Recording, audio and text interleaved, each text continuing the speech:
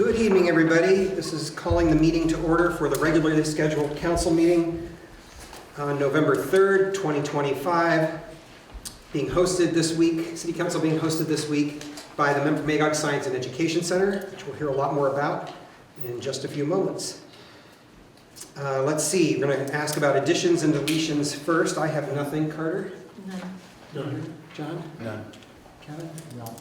Jim? No. No one dares add to this unbelievably long agenda. We're grateful. So, no action on additions and deletions. Next item on the agenda is the consent agenda. Do I have a motion to approve the consent agenda? So moved. I have a motion, a second? I'll second. Okay, before we rush to vote on that, any council members have questions or concerns about anything in the consent agenda? Any folks in the community? Okay, hearing none. All those in favor of approving the consent agenda as presented, which includes the approval of minutes from our meeting on the 27th, that was a special meeting, AP warrants for October 27th, October 29th, and again on October 29th, PR warrants for 10/28, and a liquor license request from Eden Cider. All those in favor, please say aye. Aye. Any opposed, nay. Motion carries. Thank you, Carrie. So, council has invited the community up tonight so that you, along with all of us, can be educated about what's been going on in this space on the second floor of the Gateway Center under the auspices of the Memphremagog Community Maritime, which operates the Northern Star, and Memphremagog Science and Education Center, or MEMSEC. And so we have a presentation tonight that we're going to start with from, Doug, you going to start us out? Yep. Doug Coots, a member of the board and the person whose vision largely helped to create MEMSEC. And then I think we're going to pass it along to John after. Is that correct, John? That's right. Yep. Great. Yep. Okay, it's all yours, Doug. Thank you. Well, welcome first off to MSEC. For many of you, this could be your first time up here. We are the Memphremagog Community Maritime. That's the organization. We're the ones who got together and bought the boat to the Northern Star to stay here in Newport. As you know, it wasn't doing well, and a few years ago we managed to keep it ourselves and run it as a nonprofit. My piece of the action with the board has always been the idea of it being a vehicle for educating our young people about the beauty of the environment that we have here. Very important that they understand it and see it, because otherwise we figure they're not going to want to keep it. And this is my favorite quote here: "We preserve what we love and we protect better what we know." And then it's entrenched below. That's the whole idea. You all know our demographics, you all know our situation here in this region. And so that boat has been very successful and is a floating classroom. We had a lot of our teachers and asking if we could do something year-round, if we could have a place also to come and do similar types of work with the students during the off-season. Now we have MSEC. So Memphremagog Science and Education Center, that's the acronym that we've developed. And very much inspired by the ECHO Center in Burlington that many of you know, I'm sure. We will be a much smaller, more modest version of that, but for the Northeast Kingdom, with leading the way with Newport. As I always say, Newport is the jewel in the crown. And we've got the lake here, we've got Newport. It's the leadership that Newport provides for the rest of the region, including the eastern townships in Quebec. So we're very much focused on bringing the Canadian students over too. You all know there's many more students over on that side, and they've been very supportive. We're able to do this bilingually. John will be talking about the program per se, but just to say that I'm very proud of the fact that we've been able to start with the Quebec schools for the first time this last season, and we have a partnership evolving with the University of Sherbrooke. So we've got graduate students from the Department of Environmental Science who are then helping us with program delivery and that bilingually. And in this political environment, frankly, we feel that's a major accomplishment that we very much want to do more of. All right. So we have a team now. We have a team because we now have funding, which is how we can afford all of this. And in particular for us, it's my fourth time before you, the council here. And each time it was more talking, visioning, what we would like to do. We were finally able to land our first funding request through Senator Sanders. And once we landed that, others began to think that maybe we had something to really show. And that's how we're able to then afford our staff. This is me here, and then John Aldrich, you're going to hear from next, full-time education director who started early last year, and then Issa Gordon, who's been the Northern Star manager, and she's now shifting over the off-season to work with John. So, nature, community, fun, it's all about working with our community to get our kids out. We started with the younger kids. We now developed a high school program, so we basically can do all the way, programming all the way through now. It's fun, but it's structured fun. Scientific experiments on the boat. The kids learn about the water quality, all aspects of the water. You all know that it's a drinking water source for the Canadians, so they have a very particular interest in all of this. The whole idea is that the access, environmental education on the lake, and then the broader watershed. Our main partner over in Quebec is called COGISAP. You'll hear more about them. And they are basically the watershed association for the St. Francis River. And that includes all of us, because the St. Francis feeds all the way into the St. Lawrence, and this is all the same water. So they do the bilingual program delivery for us on that side.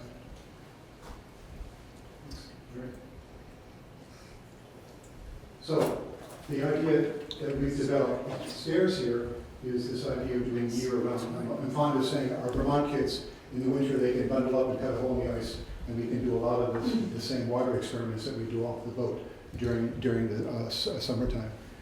In Canada, we're doing the same off the docks in Magog. We continue to have issues with school buses coming over from Canada.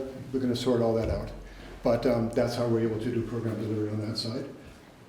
And as I mentioned, we're very much following best practices from ECHO. They've been very, very helpful, as have the Maritime Museum in Vergennes and a few others. And that's it from my side. And now John Aldrich, please come up, John. Thank you. We're very fortunate to have John. He knows the stuff. Thank you. Hi, everyone. Thank you so much for coming to this space. This is MEMSEC, which is the Mem-for-Magog Science and Education Center. My name is John Aldridge. I'm the Education Director for Mem-for-Magog Community Maritime. I grew up in the Lake of the Ozarks, Missouri, so a very, very large man-made lake. And when I was a student, we didn't have access to programs on big boats. So it's part of my life purpose to come to Vermont and make this happen for students in this region. And I love it. This space is one aspect of how we accomplish our mission. Now what I'd like to do is share really the nuts and bolts of how we generate impact in these broader communities in the Lake Mem-for-Magog watershed and beyond. So we have 4 different types of programs. They happen in school. This is a picture of students actually in Quebec looking at a watershed map. For those of you who are not aware, a watershed is a geographic area where all the water flows to the same output. So most of the watershed is in Vermont, and it travels north, which then pours over into the St. Francis watershed, and then the St. Lawrence watershed, and eventually the Atlantic Ocean. But at its origin, here in the Northeast Kingdom, water accumulates, and with that, so do human impacts. We want to make sure that the human impacts in our waterways are positive.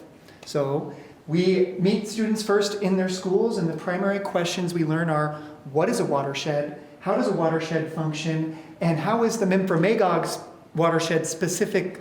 Well, how is the watershed for the Mem-for-Magog unique compared to other watersheds in Vermont and beyond?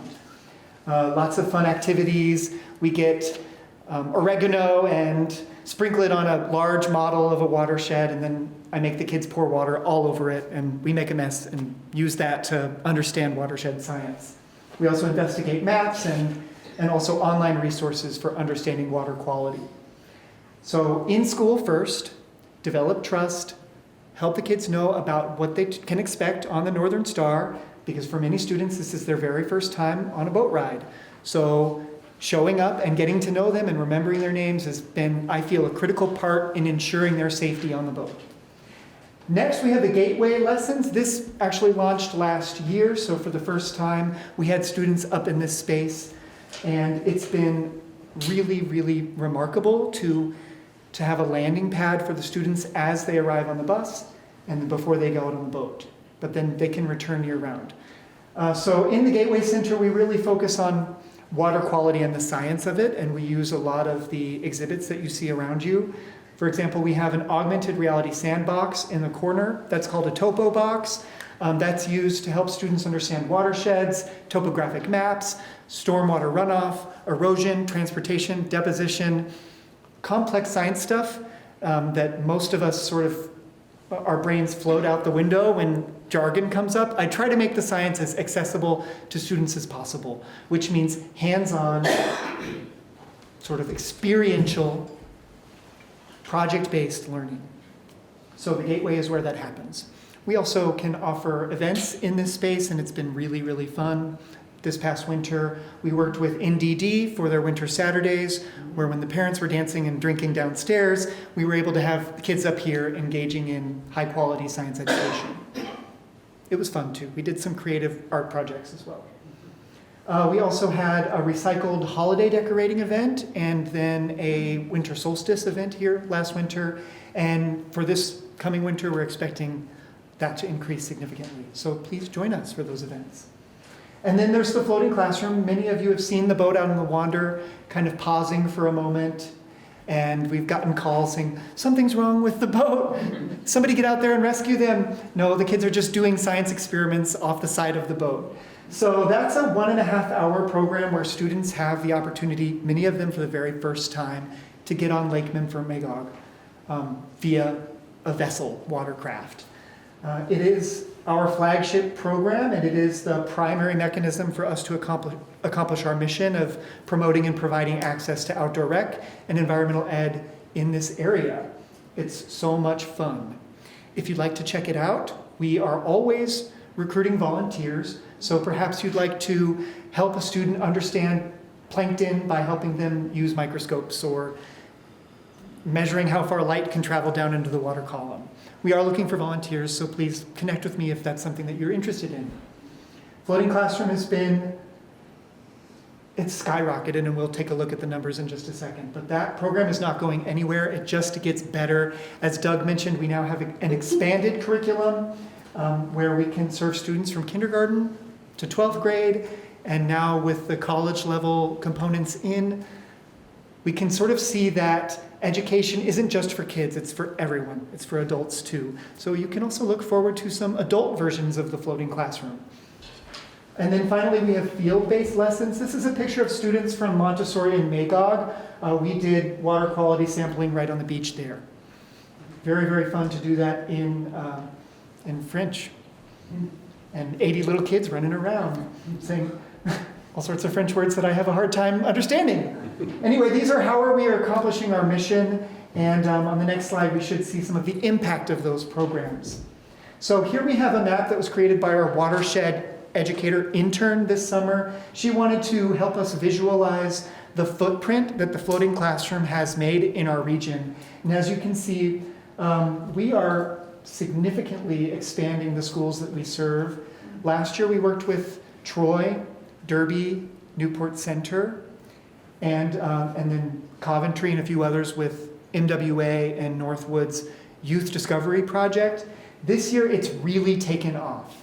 The reason why we've had such an increase in student numbers, especially with the Floating Classroom, is because of our funders. So now, 2025 and 2026, the Floating Classroom is completely funded and schools don't have to pay a thing, which is very important right now because most schools are trying to keep their staff. They don't have money for field trips. I'm very, very grateful for our funders, and I'll point their logo out to you in just a moment. So we have our map here of the schools that we serve, and then we've got some metrics. So total schools served in 2025, school year 24. We serve students from kindergarten to 12th grade. We served 695 students in Vermont. Such a joy. And then 80 students in Quebec. We have a wait list for the spring. We will have a wait list for the fall 2026. And again, those programs will be funded. We had 33 floating classrooms this year, 5 of which were YDP programs with NWA and Northwoods. So a total of 33 floating classrooms. Last year with 3 schools, we offered 17 floating classrooms. So you can see our numbers have almost doubled from 17 to 33, and that was our goal this year. We also had a total of 1,245 people in this space checking out the exhibits and reading the interpretive panels. Lots of Quebecers up here, very, very enthusiastic and exciting to see in Newport signage that had language that they could understand. That's one way we're accomplishing our mission of promoting access. Lots of other details. Some that I really want to note are the number of volunteers that helped out. We couldn't have done this without them. Many of them are in this room. We had a total of 15 volunteers contribute 120 hours of service to help these kids understand the lake. Thank you to our volunteers. And anyone who's on the council or in this room would like to add to that number in the upcoming school year, we're welcoming you with open arms and very, very big hearts. So this is our impact in 2025, although it's hard to really measure the impact of environmental education opportunities. Again, what would my life have looked like if I had access to boat programs and applied science testing techniques on a boat where I was understanding my own backyard in a more effective and comprehensive way while gaining job skills at the same time? There can be many students out there in Vermont and Quebec who could be members of this city council in the future, volunteers in this program. So the impact and these numbers is one way of expressing the work that we do, but you can learn more about the impact of our programs by joining the floating classroom. Okay, let's advance the slide. I know that your time is very valuable, so we're going to keep it moving here. These are our collaboration team and partners. Well, many of them. There are so many more. We have the Vermont Community Foundation, NOAA, which is the National Oceanographic and Atmospheric Administration. So this was the Bernie Sanders congressional earmark for us. We have the Great Lakes Fishery Commission and Vermont Housing and Conservation Board. This is the organization that has funded the floating classroom for 2025 and 2026. Of course, we have Newport Downtown Development. We're so happy to be a part of Winter Saturdays. And the vision for what our community needs, we're on board. So if this space, if this building, and if the education around this building can contribute to some way to making Newport shine the way it did in its glory and the way it will in its future, we're here for it. We also have the University of Vermont, Rubenstein School of Environment and Natural Resources, as well as the Lake Champlain Basin Program, helped us with our curriculum. And then ECHO, Leahy Center for Lake Champlain, they've helped us develop best practices and a lot of lessons learned so that this space can be an effective, accessible space for visitors of the community. And we don't want to charge people when they visit this space as a museum. And that is one of the main lessons that we've gleaned from the ECHO Center. We also have Parks and Rec and NWA, the Watershed Association, key partners in shaping what are the most important recreation and environmental science lessons that our community members need to know. Then on the Quebec side, we have COGICEF, as Doug mentioned. That's the Watershed Alliance or organization for the St. Francis River watershed. University of Sherbrooke, the Memphremagog MRC, which is the Municipal Regional Commission. We also have Odanak, so the Wabanaki peoples up in Odanak are a big partner. They have contributed to all of the material on this side of the room was generated by the archaeologists at Odanak. So we're very, very grateful to our partners, and we look forward to adding to this list and really maximizing the skill sets that all of these different organizations, agencies, and networks bring to the table. Thank you, Carrie. Okay, so I believe Doug is going to take over this. I can wing it. What do you think? Yeah, no, I think we're basically through. Mm-hmm. Just want to quickly mention the importance of that one partner, the Great Lakes Fisheries Commission, because you wonder, Great Lakes as in the Great Lakes, right, Michigan. This is a gift from Senator Leahy. Before he left, he put Lake Champlain in the legislation for funding for them, and then he managed to also include Lake Memphremagog. This is cool. I mean, we are now seriously considered a great lake, and you got the New York congressional delegations all to agree that in the future, when he was gone, they would always agree, Champlain and Memphremagog together, which I'd love to hear. So this has helped us tremendously, opened up a whole new line of funding that we never thought we would be able to qualify for.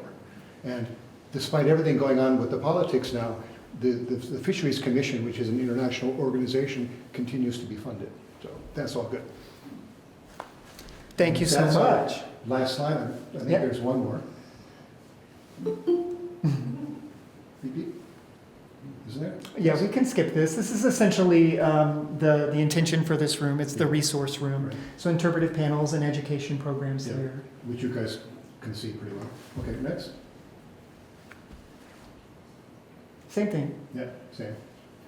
Keep it moving. This is all from the opening. You'll have a long night tonight, so Yeah, we'll wrap yeah, it up. these are pictures from the other museums that we had inspiration from, fishing tanks and all that. We're looking to put in here somehow. Next. Yeah. So that's it. What I haven't done yet is introduce our board, who have been all part of this.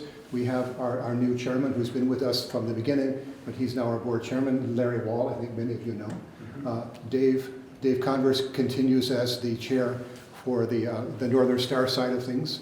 Isa's sitting next to him here. Alyssa, you're here as well, is also from the board. Board Jerry. members. Jerry Diamond. Can I say this? The former Attorney General of the state? That's pretty cool. You just did. You just did. I think you all know Jerry Diamond also came up from Montpelier today. So thank you all Yes. for coming and hearing us talk about this. And we're very excited, and I hope that you guys will all be helpful. And Just a moment, so if any of you all have questions, you're welcome to ask away. Any specific questions from folks in the community? I'll just make a comment, is that, as Doug said, this is our fourth time before the board, and the first time was a few years ago, and this was a vision back then. This space was a vision back then. We're asking permission to be able to use this, and here we are, about 3 years later. Yep. We didn't have John when we started this, and thank God we have John now, or we wouldn't have this. yeah, And things evolve, they don't just happen, so, but we're evolving still. nothing like having staff to realize your dreams. Volunteers don't quite cut it 100% sometimes. Other questions? Okay, then I think we will appreciate you all for the incredible work and for the Thank you. presentation tonight, and for all you do.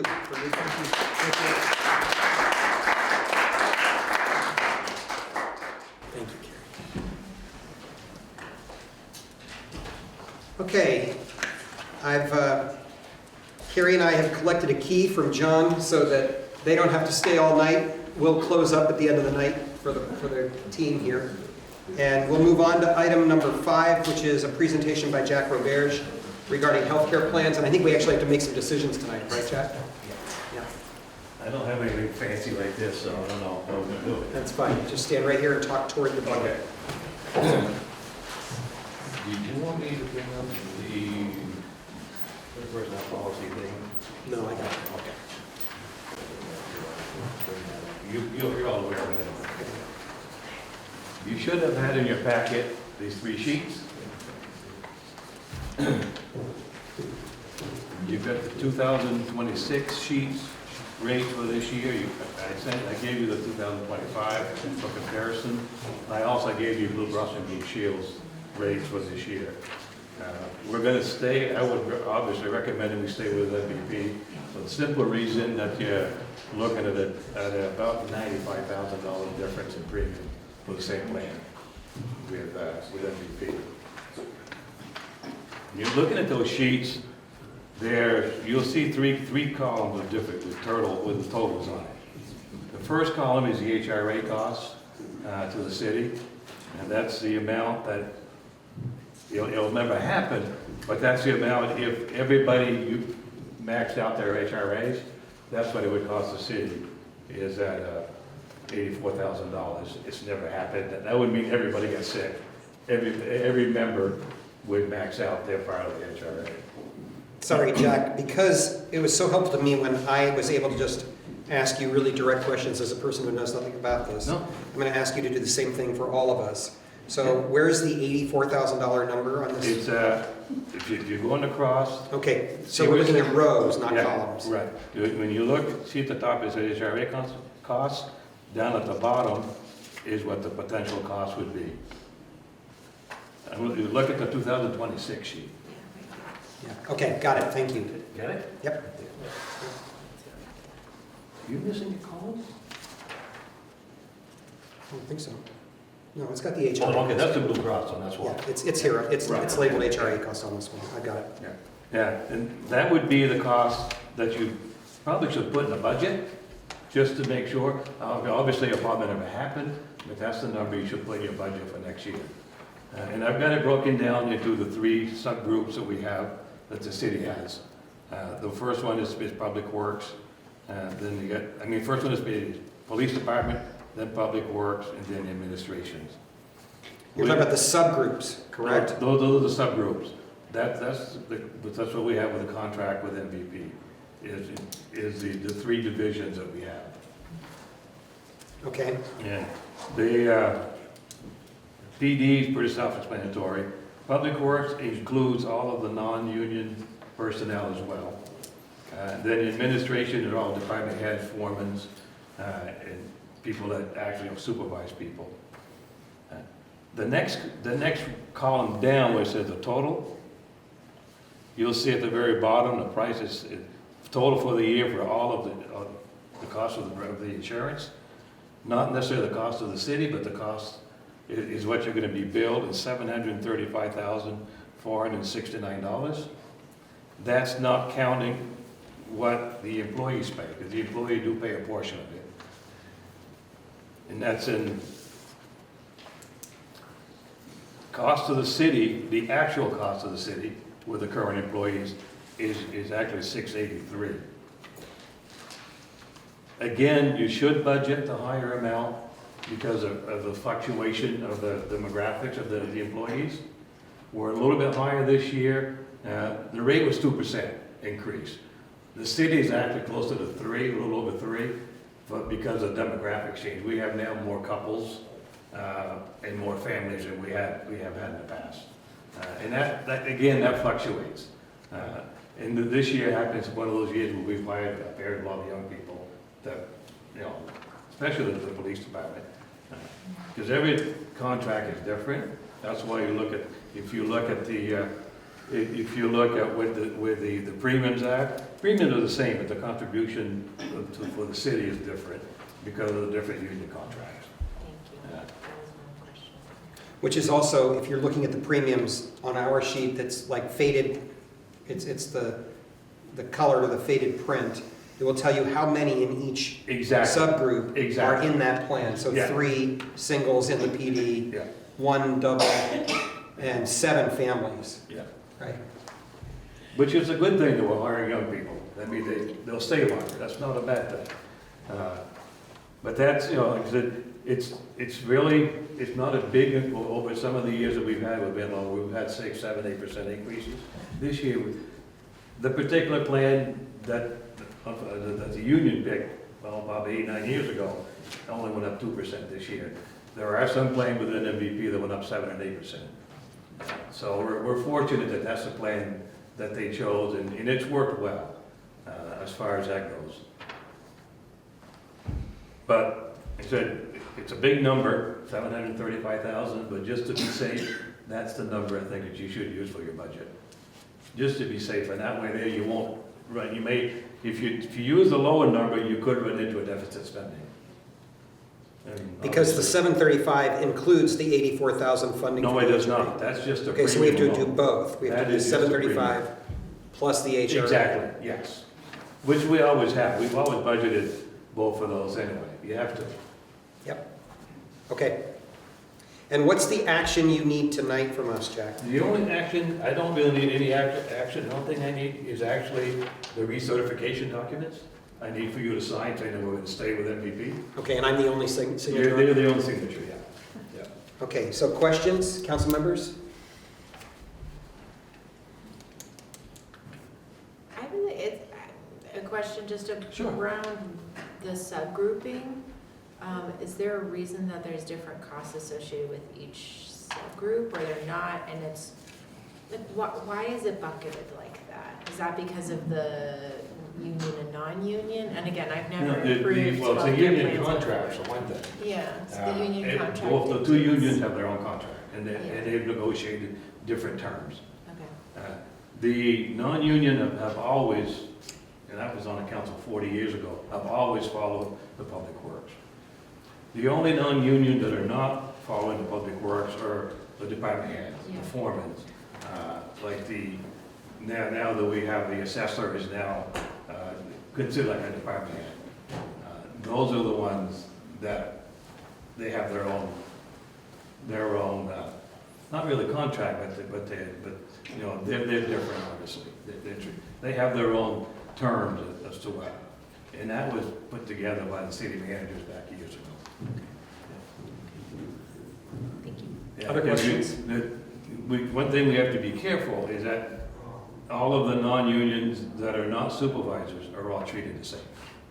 And that's why they've always followed, and one of the reasons why they've always followed the public works is because the public works is mostly we mostly, back then it was mostly singles. So it works out well because they don't supervise anybody, whereas the foreman of the public works is not in a union anyway. So he falls under the administration group. Other questions, council members? Comments? Community residents, any questions or comments? Okay, hearing none, I'm going to ask for a motion to authorize myself as mayor to sign on the council's behalf for the rates for the 2026 year as presented by Jack Roberge. Rates with MVP. Yes, sorry, with the MVP plan, yes. Yeah. Unless y'all want to overrule me and go with Blue Cross Blue Shield. No, I didn't think so. I'll make the motion and add MVP to it. Thank you. I have that. I'll second. And I have a second. Any further comments or questions? Hearing none, all those in favor, please say aye. Aye. Opposed, nay. Hearing none, the motion passes. Can I sign that for you right now? So need your initials here, and here, and signature. There. Clear signature. Got it. So all of these boxes. Yeah, not that one, because we don't offer vision.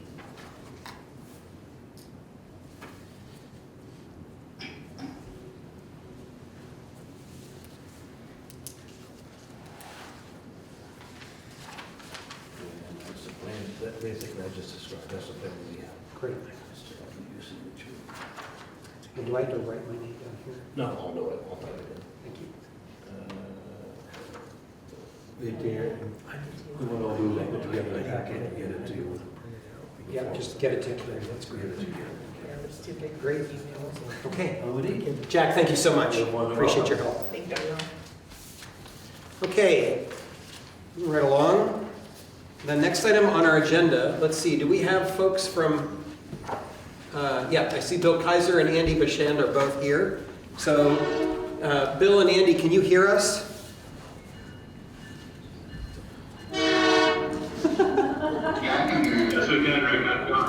It's going great, except I kid you not. As I said that, the train that only comes here about once every 3 days just rolled through and is blowing its horn. Hold on. The question is, can you hear us? Yeah, we can, and we'll hear better in just a moment. Okay, by way of introduction, I want to say how grateful I am to the staff at KBS. We went to them back in earlier mid-June and made it clear that this year it was our clear, not just intention, but need to complete an audit by the 1st of, I think we said the 1st of October. And the reason, part of the reason for that was that we were working on so many different financial matters, particularly with the loans from Pasumsic and even for the fire truck loan, that we needed the clean audits in order give folks a clear indication of where we stood. KBS did come through with that. We had the final numbers, I think it was the first week of October, and it did in fact smooth the way for us just as we hoped it would. We went back and forth a few times with the final work that had to go into creating the final document, and last Wednesday morning, Bill and Andy gave a presentation to the Finance Task Force that Carter chairs. Lori's here tonight. I think you're the only two in the room from that group tonight. And we had also asked that they come and give kind of a 30,000-foot view of the document tonight for the community. So we'll hear their presentation. I'll ask if there are any comments or questions, particularly any questions from the council members. And then we'll open it up for community members to direct questions to me as mayor, and I will pass them along to hear any response that may be appropriate from KBS. So we're just going to ask folks to keep in mind that we are not conversing directly with KBS, we're conversing through the mayor this evening. And with that, Andy and Bill, I'm not sure who wants to start on this one. Is it you, Bill, or? Yeah, I'm fine with starting, Andy, as long as you don't do it. Well, thank you, Rick. Sorry, I'm getting an echo out of my own speaker. Can everyone hear? Rick, can you hear me okay? Yes.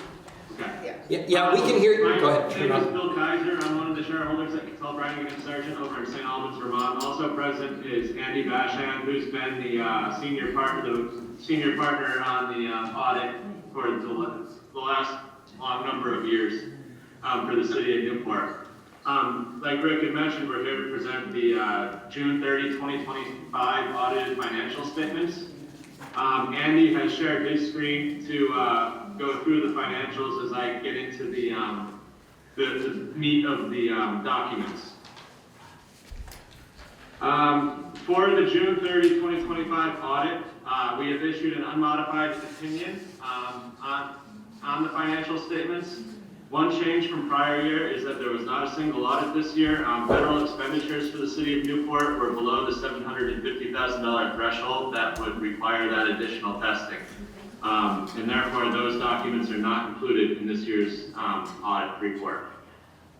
There is one accounting change I'd like to highlight that impacted the city in 2025, that's GASB 101, and it requires the current portion of the accrued sick, vacation, and comp time to be reported in the fund financial statements.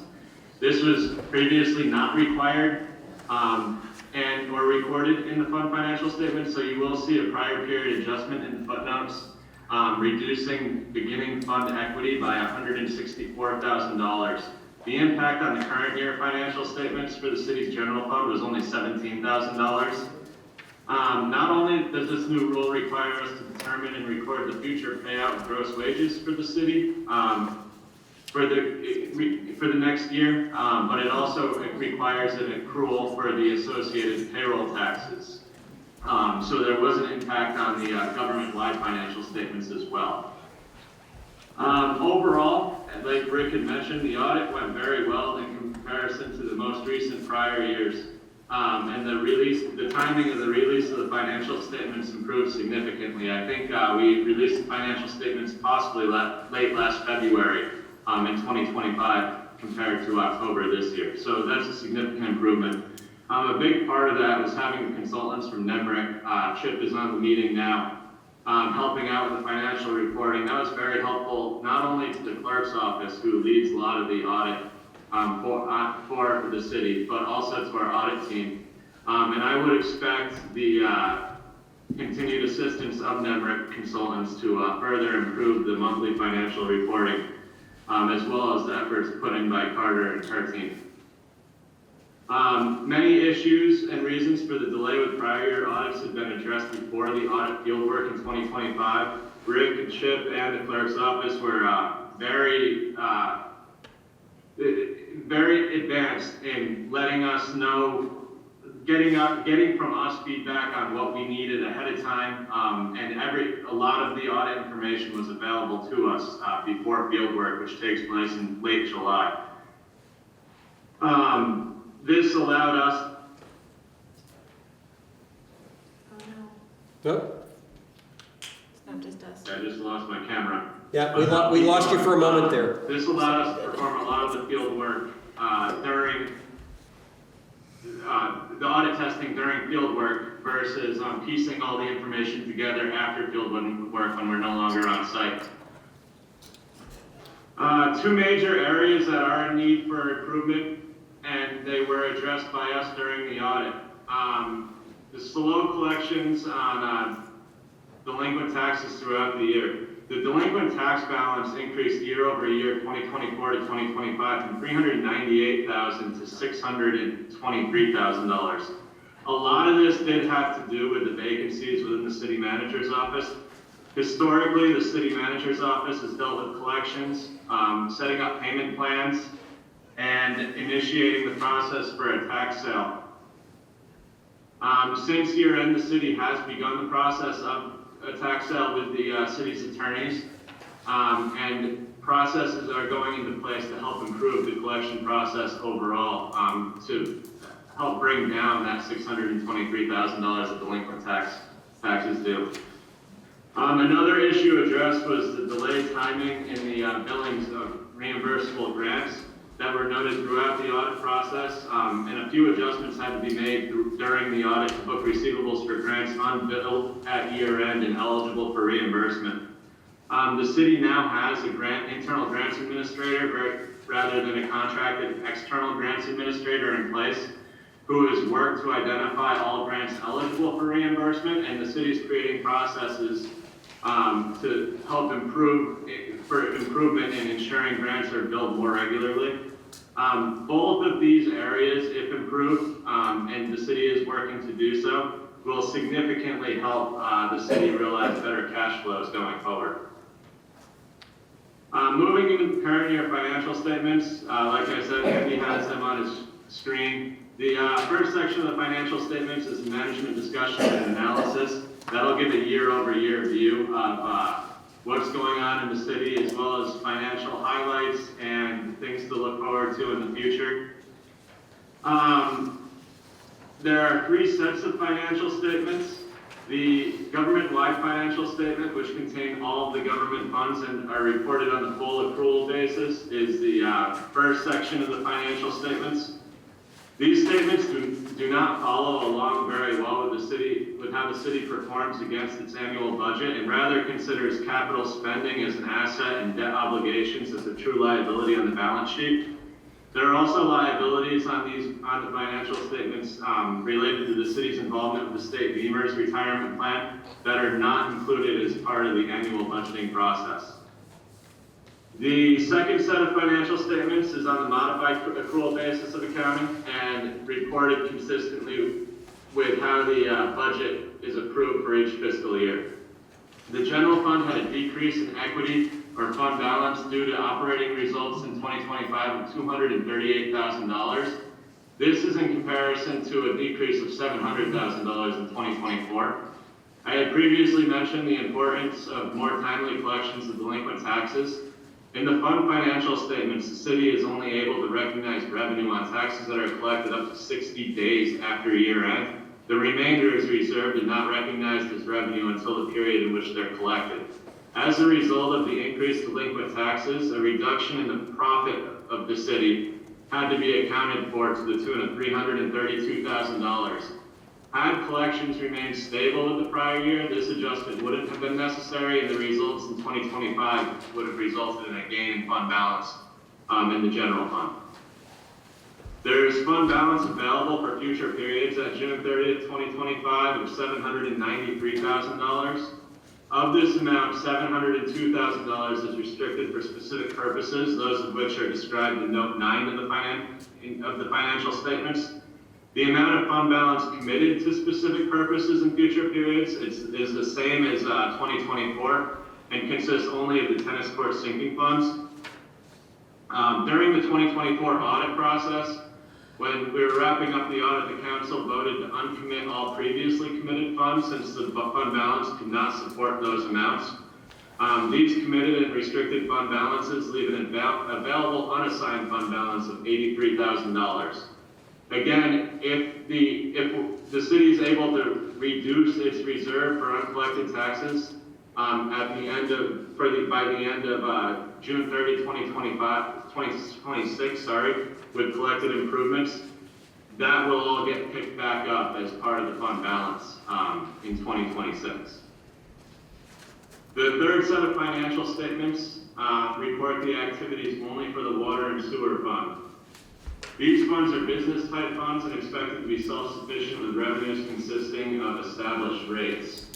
The fiscal year 2025 results for the sewer fund resulted in a change in net position of $121,000, while the water fund had an increase of $828,000. One very important note I'd like to mention, up in the operating section, there's two grants that total $914,000, which is included in that increase in net position. This is a result of grant proceeds received and recognized as revenue for the construction of the water tower. The water tower is reported as a capital asset, so there are not offsetting expenses on the bottom line that would reduce those construction costs, and that's why the change in net position is so much larger than it has been in previous years. Moving on beyond the proprietary financial statements, the footnotes will provide the reader with the financial statements a more in-depth look at many of the individual line items on the financial statements. For example, note 4 of the financial statements shows the year-over-year changes in capital asset accounts for the government activities as well as the water and sewer funds. And note 8 provides a detail of all debt that the city has in those same funds, in addition to principal payments made on all the debt throughout the fiscal year. After the footnotes is the required and other supplementary information. One of the more useful schedules in the financial statements is the budget comparison schedule. This schedule shows the actual results of the city compared to what was budgeted for during the fiscal year. The schedule is broken down by department for both revenues and expenses, and detailed by specific types of expenses and revenues for each department. Overall, it shows the city overexpended its budget by $880,000. However, a portion of that is covered by unbudgeted revenues of $365,000 that came into the city, and further, $332,000 of that expense, or that downfall, is due to the uncollected delinquent tax reserve in 2025 and the increase there. Lastly, the statements for the non-major funds and the private purpose trust funds are included as other supplementary information. And that concludes the presentation of the financial statements themselves. And I'd like to open it up to any council questions. Council members?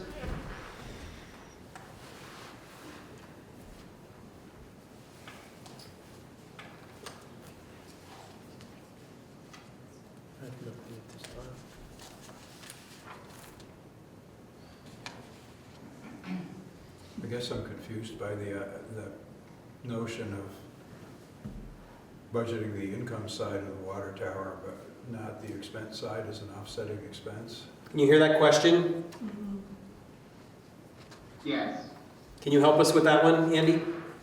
Yeah, I'll help you with that one. So what happens on a proprietary fund is it's treated like you would a business, not a governmental entity, because it's a fee for service, and it's in essence a standalone entity that's creating fees to pay for its services.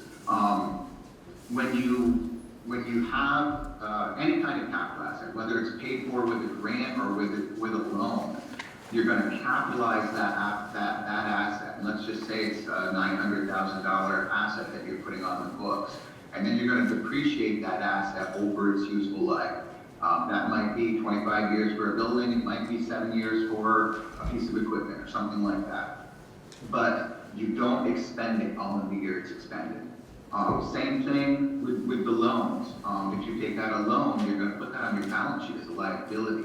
You're only going to pay that off over time. The interest will get expended each year, but the loan balance will go down. Now, what's happening here in this case is that, and again, it may not be dollar for dollar, but that capital asset, not $900,000 capital asset, was paid for with grants. So that grant money has to be shown as interest, or rather grant income in the year you receive that and earn it. So that 900,000 is showing as income. Yet, like we were saying before, the capital assets put on the balance sheet and it's going to be depreciated over X number of years. So you're going to have that huge profit in a given year when you receive these grant funds because you didn't pay for that building or whatever it is. You got a donation in the form of a grant. So you got that income in 1 year, and then you're going to have the depreciation over time until that asset is fully depreciated. Hope that helps. So the distinction is that grants are booked as income, whereas loans, generally speaking, are not booked as income. Am I That's correct, because grants aren't paid back and loans are. That's correct. Okay, got it. Thank you. Yeah, no problem. I think the biggest question on my mind is not specific, it's general. And that is, I don't think at this point I need to belabor with the two of you the significance of the kind of financial crisis that the city has found itself in the last year and the work that we've had to do to try and dig out from that. And so, the conversations that I have with members of the community consistently revolves around, what is to give us confidence that we are actually responding to the depth of the problem here. How can we as a community have some assurance that we are actually getting to the heart of the matter?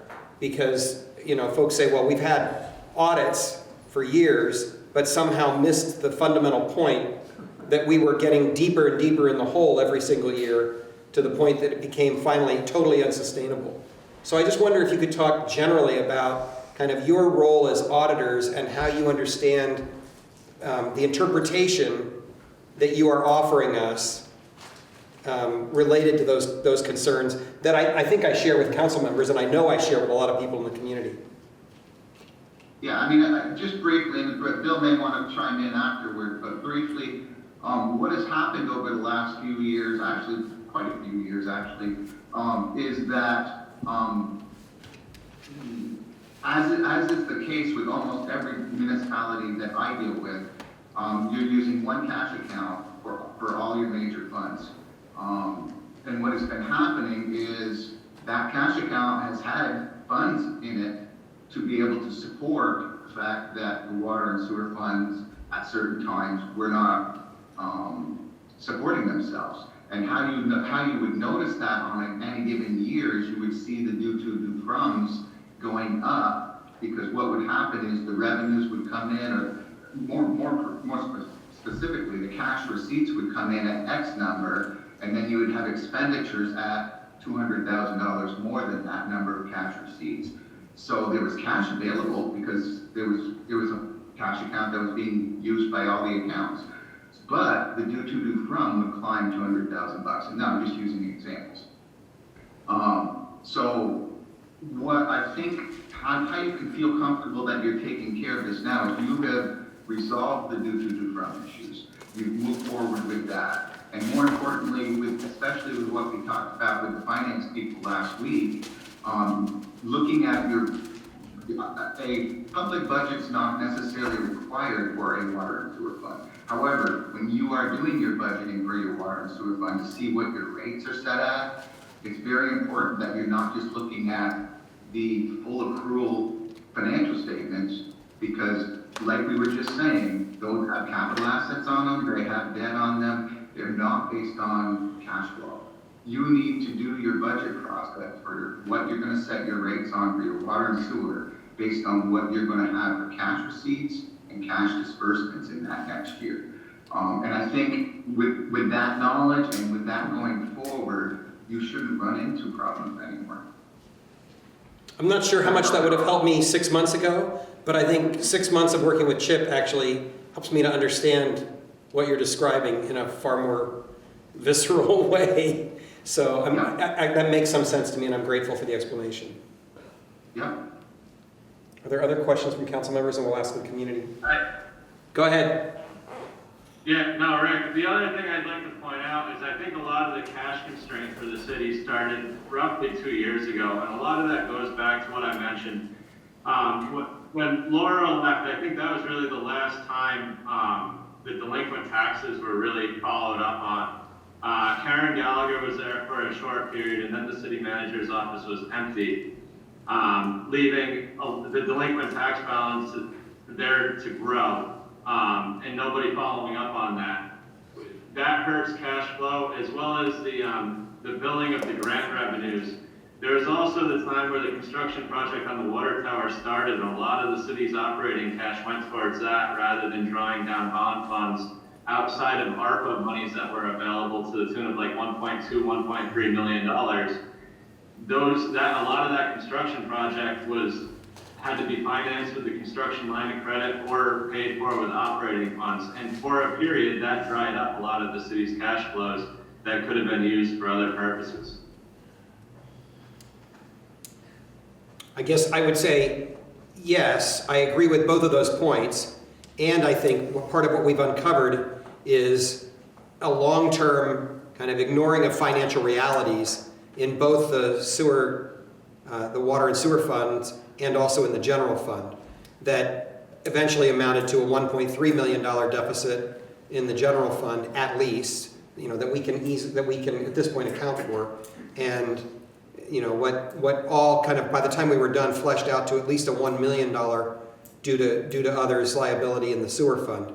So, and I don't think those things happened overnight, but I think you're correct that the cash flow issue was masked to a certain level by both the things you mentioned and also by what Bill said about kind of the use of the general fund that was covering for liabilities in the other funds. Are there other comments from the council? Other questions? No, I would just relay that when the financial task force had this walkthrough last Wednesday, we had a little bit of time for questions, but we were definitely just kind of sponging it. And then I think this week we're going to continue discussions. There are some things that stand out. And also that recording has that been shared with NEK-TV yet? I don't know. Yes, thank you. I was like, there's 2 people in the room. And so if you want to have another chance to walk through it, that will be posted. The recording from last Wednesday yes, to the finance team. Yes, and you will be able to see, I watched it this morning, just like recap and prep, but you'll be able to see the report a little bit closer for, the viewing is a lot better.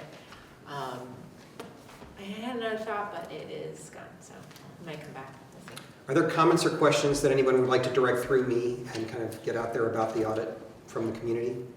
Lori? Yeah, so maybe 2. One, because I heard it both Wednesday and today, are we looking at a better position on delinquent taxes and delinquent water bills? Will that go into the pot sooner rather than later? That would be my first question to you.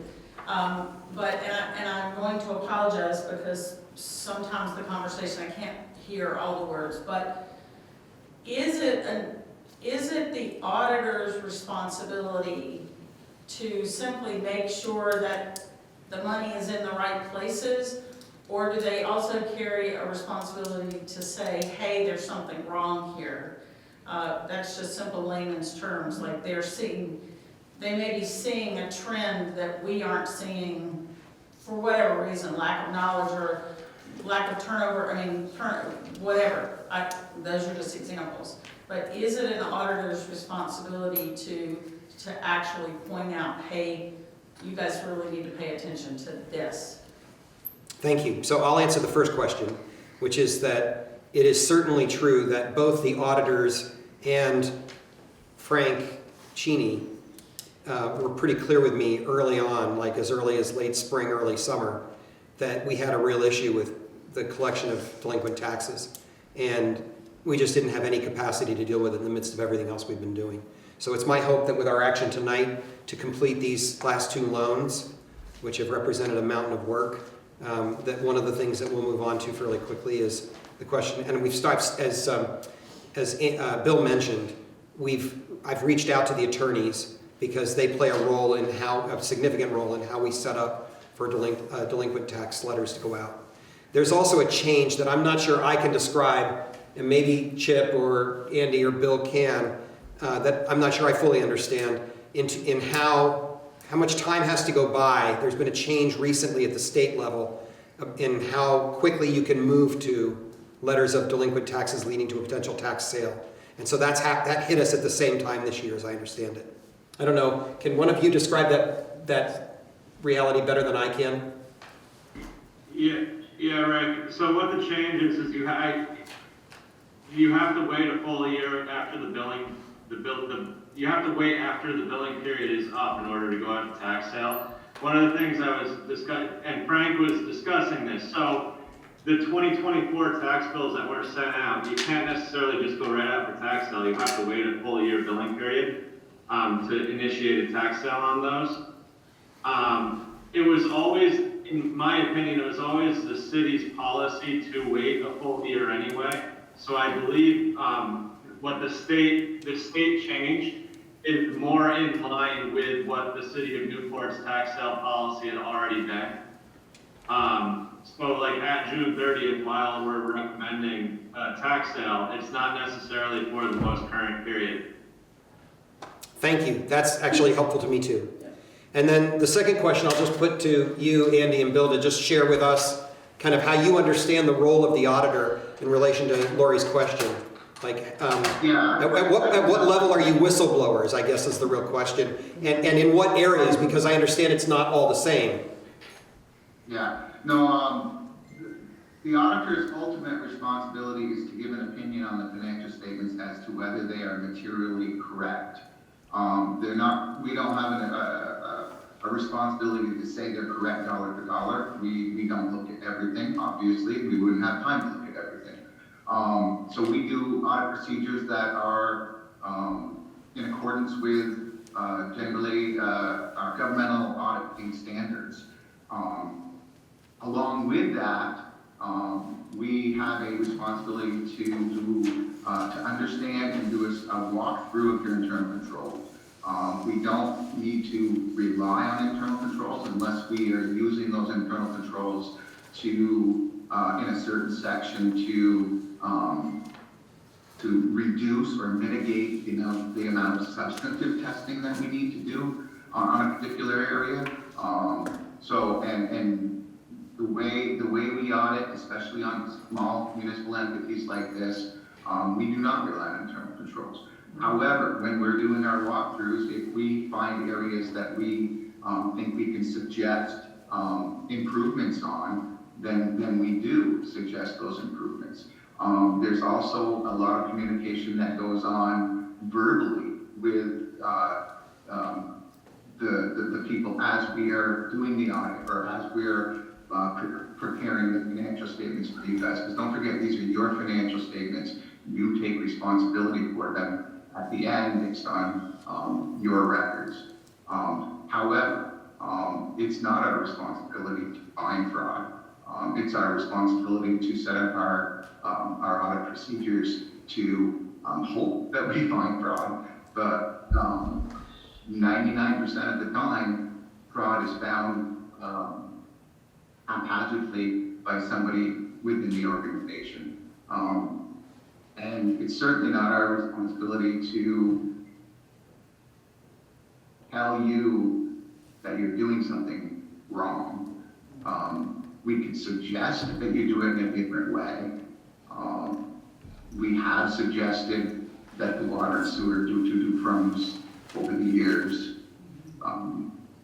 we're significantly reducing the general fund's available cash.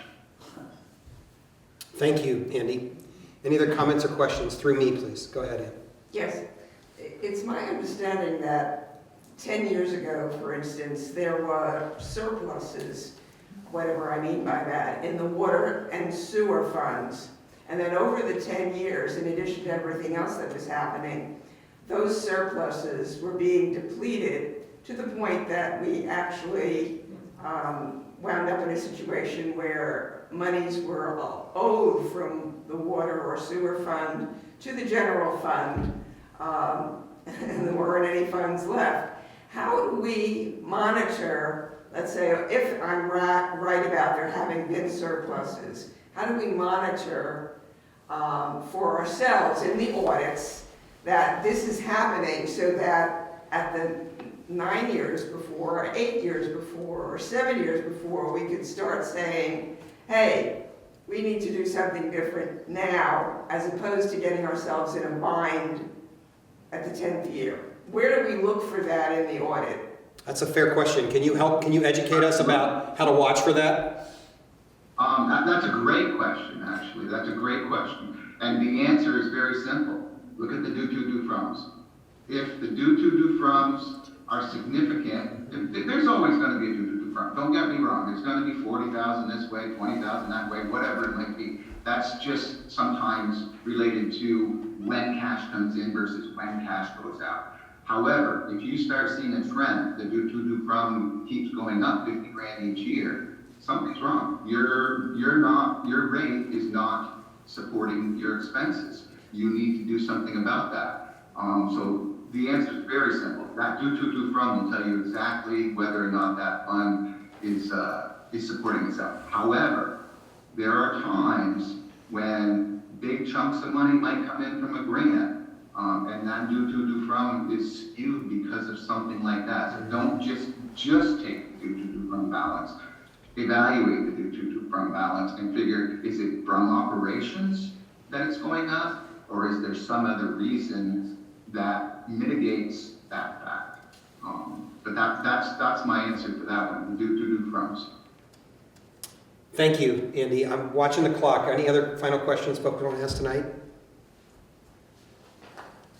Okay, council members, anything else you'd like to clarify? All right, I don't think there's even an action necessary. We've been given the final audit.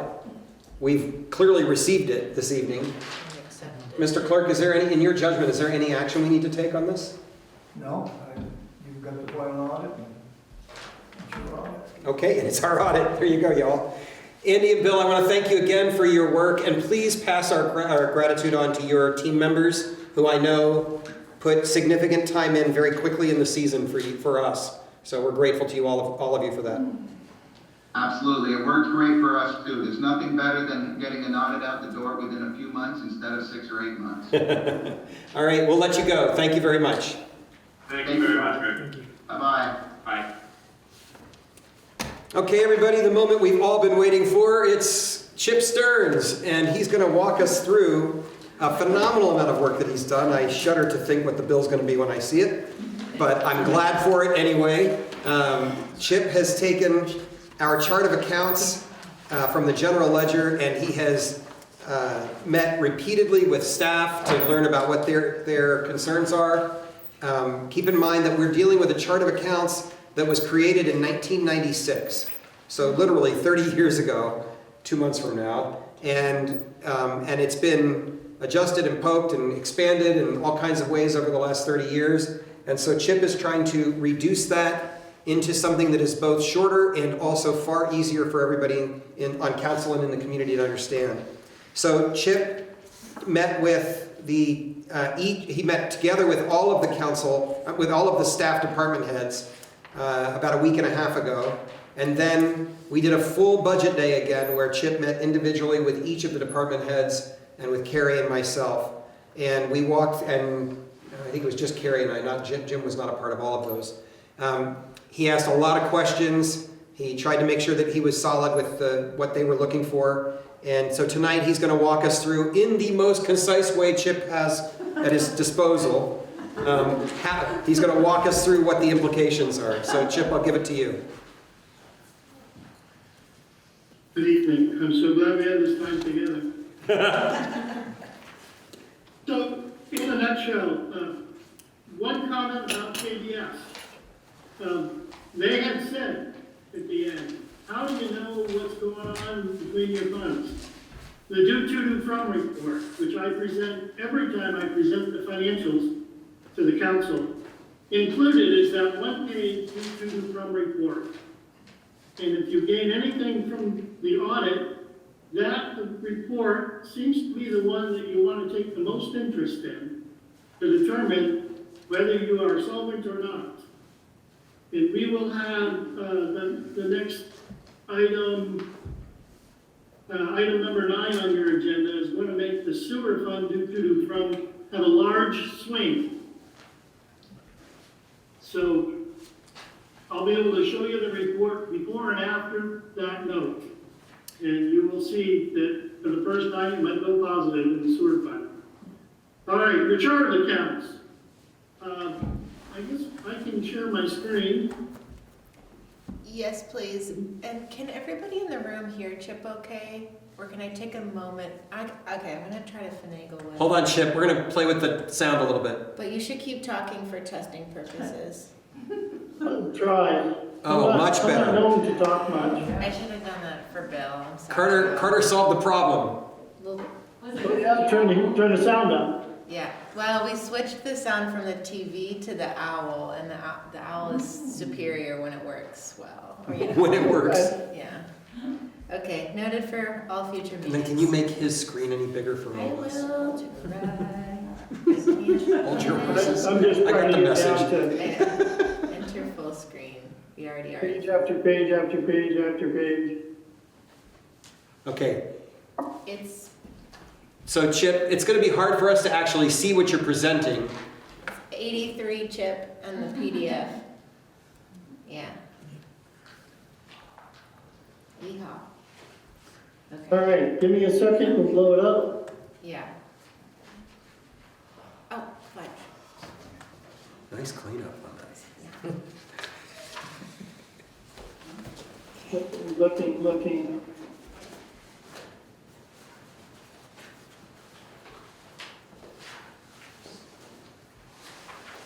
Somewhere.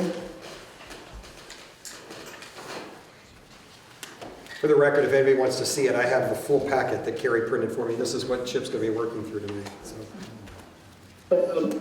He's going to be working through rapidly.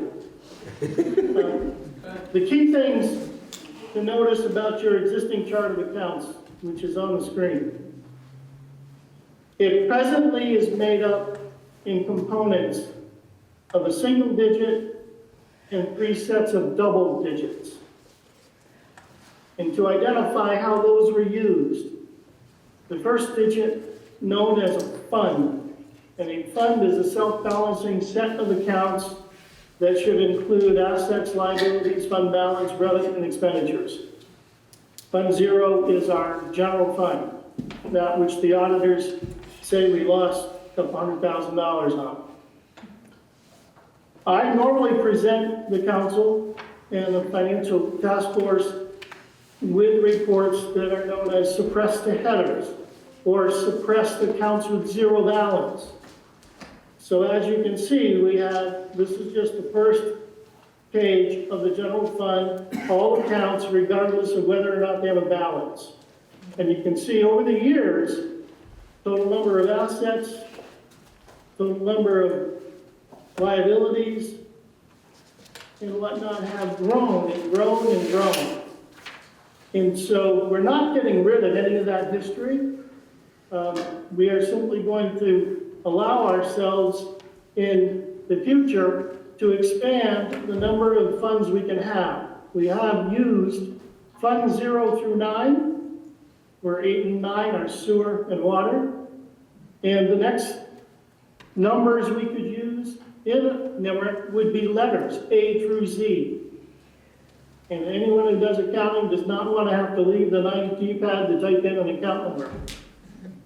So that's the basis of what you have. I want to jump all the way to what I want to change it to for you. And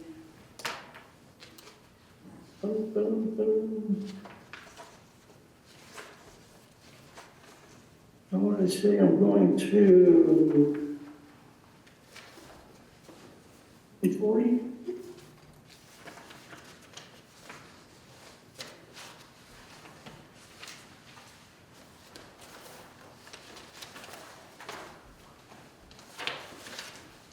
Are you seeing the screen? Yes, but it's so tiny as to be almost useless. I think you're on the right one. start again. Yeah.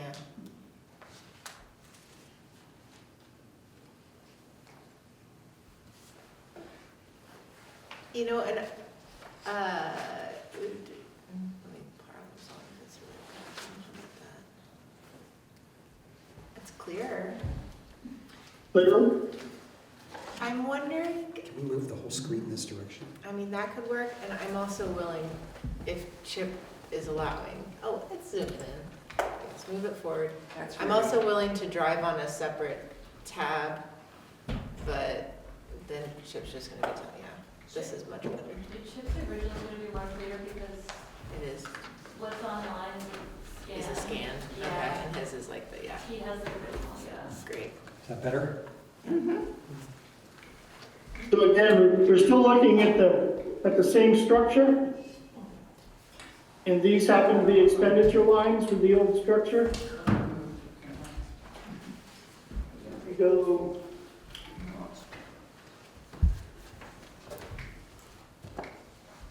All right. So this is the new structure. And I'm going to go back to the top of the revenues. What page are you on, Chip? 178. This is of the agenda. Thank you. So expanding, this is the intention behind the change. Expanding the fund digits to 2 digits. That will allow using numbers already having used 00 through 09. We can expand all the way up through Fund 99. The next digit is a placement that says what type of an account we are looking at. And so the number scheme is intentional. 1, 2, and 3 are assets, liabilities, and fund balance. 6 is revenue. 7 or higher is going to be an expense account. The reason to place a type digit in there very specifically is because the next 2 digits represent a department. In your old chart of accounts, everything to do with revenue, the account number looked similar to the balance sheet, and it said 0, 0, 0, 0. And as a result, you looked at an account, unless you knew the chart of accounts well enough, you couldn't tell you had moved from the balance sheet to the revenue lines. And the department, each department has associated revenue for their expenditures, which could not be reported out of the financial system to just say, show me Public Works revenue against Public Works expenditures. And so the group that is 30 happens to be everything that happens in the municipal building.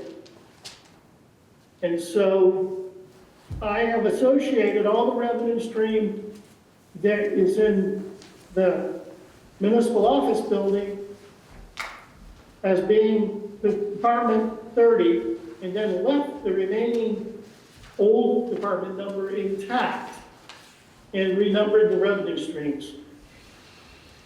So it now is 2-digit fund, single type, a department, an account within the department, then the object and sub-object. During the renumbering, I also took all of the expenditure lines, regardless of whether they were used or not used in the last year, and assigned uniform object codes, meaning something as simple as a question that was asked repeatedly: how can I look at all my salaries? Salaries had object numbers that ranged from 10 to 19, and in some cases were 20s and 50s, depending upon where you were in the chart of accounts and which fund you were in. They have all been renumbered to the same object, 10, across all funds, all departments. So I can run a report of expenditures for just object 10 and pull out budgets and actuals for all salaries.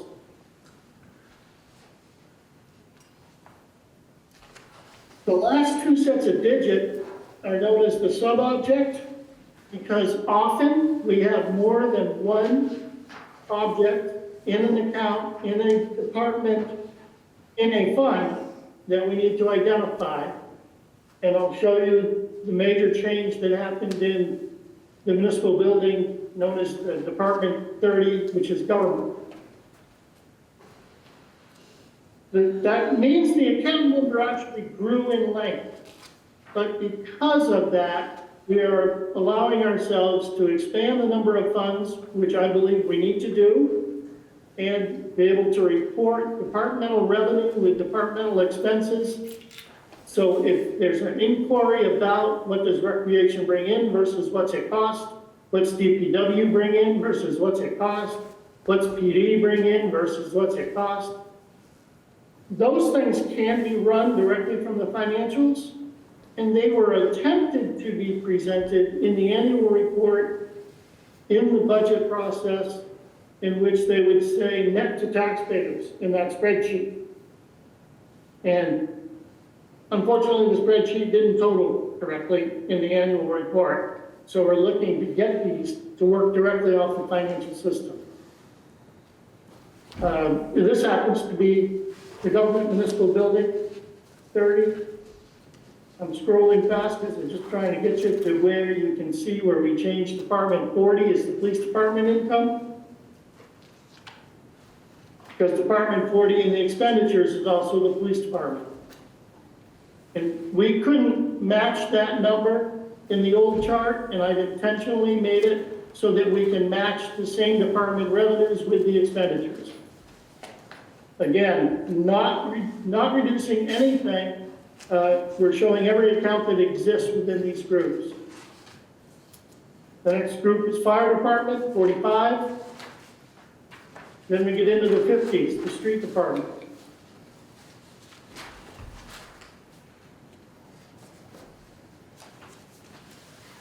The city landscaper. They were kept separate at the request of the DPW head. I suggested we just roll the city landscaper into the DPW, and he said no, it should be kept separate.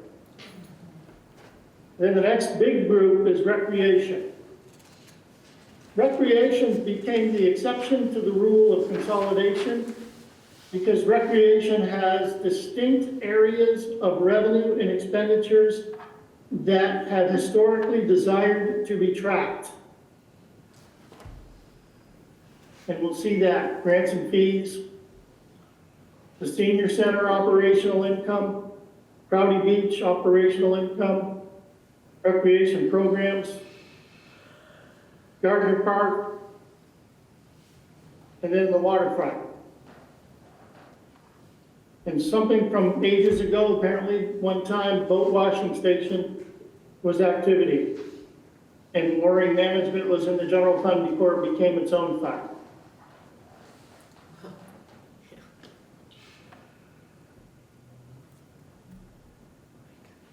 Here are the expenditures. The largest change is in this group. Number one, you can see salaries and benefits is now an account group in general government. Every salary and benefit has an object code from 10 to 19 intentionally, and that all of the salaries are grouped in here, no matter what public position or elected position you are in. Salaries for the council, overtime. The one that reads solid waste management plan hours is really the city manager. Elections, treasurer, listing, reappraisal, clerk, planning, zoning, DRB, delinquent tax collector, and custodian. Notice they are all object 10, which is the next to last set of two digits, and then a sub-object increment so that we can keep each position segregated in the budget. And so overall, all the budgets that existed simply are restructured to total in areas differently than they did in the past. And so when you're looking at the city hall, other than police, salaries and benefits are $628,000.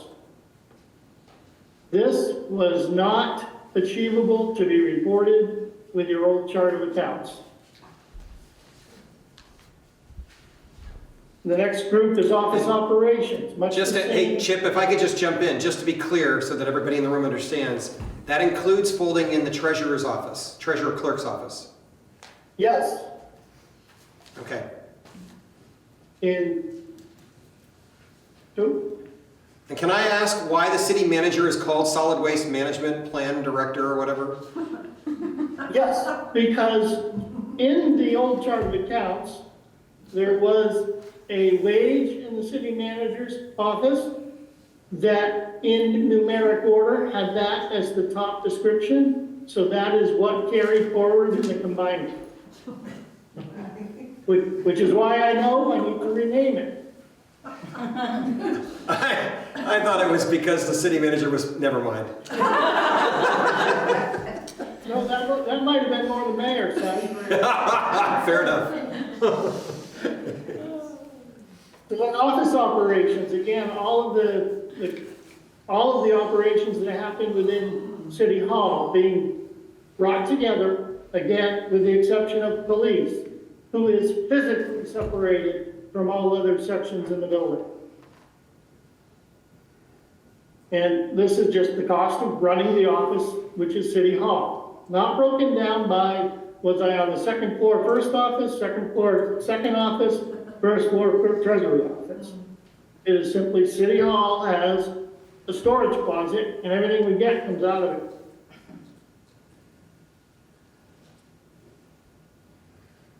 So it costs more to have people in City Hall than to run City Hall. $279 cost of operations. Then City Hall, this is more to do with the building.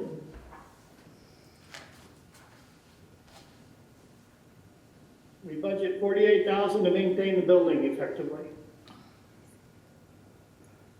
Then like you had before, public safety is all combined based on the uniformity of the department code beginning with the number 4, where police department is first. This again consolidates. All of PT salaries and benefits are a group. And when you look at this, it should scare you. Salaries and benefits in PD, $2.2 million. Before, this was broken down by administration, by patrol, and by dispatch. And so if a patrol officer had to sit in dispatch for a week, they didn't change where they charged him to, because he was in the patrol office, salary line. This takes all of the salaries, puts them in payroll, and we can pay people out of where they were budgeted to be paid, regardless of the work that they're doing. PD operations, again, a 2.2 salaries and benefits, 136 to run the office. And then this is a department that also has rolling stock or equipment. And so equipment becomes a group to manage the expenditures around. Then you get a total to run the police department like you already had a total, $2.4 million. It's just been restructured. It makes the budgeting process for the chief a lot easier. Did the same thing in the fire department, salaries and benefits, fire department operations, fire department equipment. And then the fire station for maintenance. And a total for fire department, a total for public safety.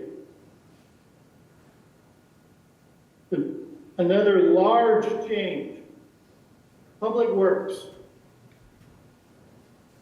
all salaries and benefits for the Public Works Department and the general fund. This was broken down, I think, in 7 or 8 different classifications, theoretically based upon the work that was done, be it street sweeping versus plowing snow versus sand, salt. All of that just became areas where, sitting in the next 2 months, the department head would have to target what they think they're going to spend in the next fiscal year in all of those categories. And with the concept of going to priority budgeting and priority work being done, all the salaries in one place, it's a lot easier to calculate out what your salaries and benefits are going to cost when they are all lumped together. And all we have to do is take the employee rate of pay, 2,080 hours, 200 hours of overtime, aggregate that into a number. And if the council is looking to say, well, what are you doing? The DPW director should be able to say, in the last 2 weeks we did this, and the next 2 weeks we think we're going to do this, as a either written or verbal communication of what they're up to. This makes it digestible so that you can look at a glance and get some big picture item values that make sense.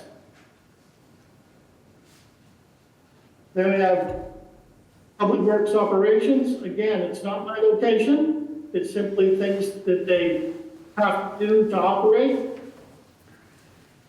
And then the big ticket items, Public Works Equipment, and then Public Works Maintenance. This is really infrastructure. This would be streets, guardrails, sidewalks, culverts, bridges. That's what PW maintenance is for the general fund. Again, the city landscaper stays by themselves.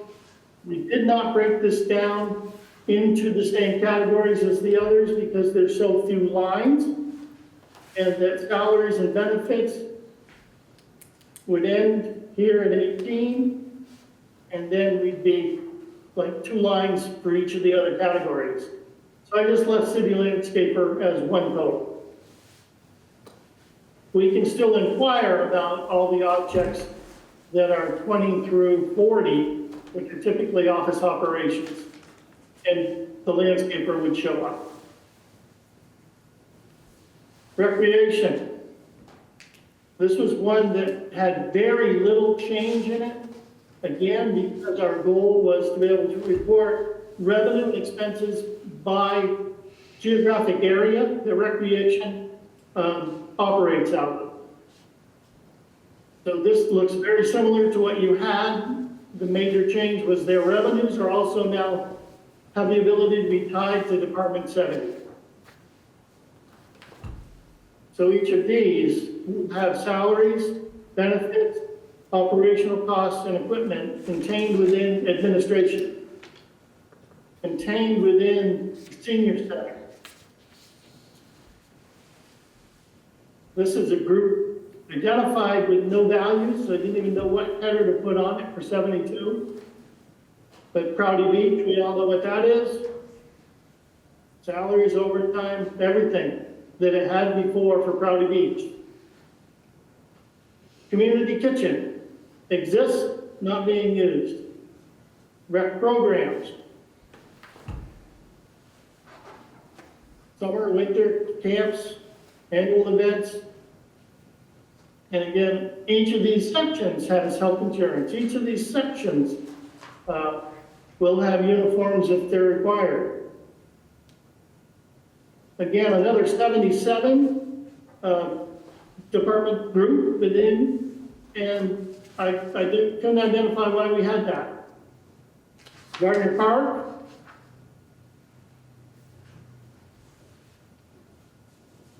And the waterfront. So the expense groups match the revenue groups, so we can tell whether or not Prouty Beach is bringing in more money than it's costing us to operate.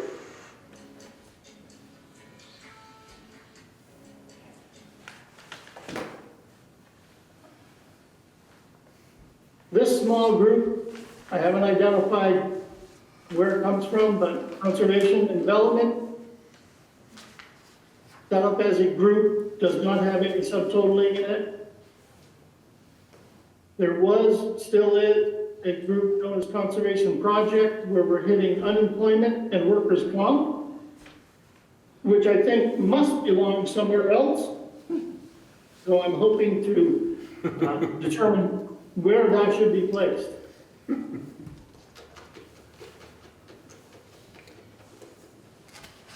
Health and welfare. Again, no subtotaling, it's just the group known as health and welfare.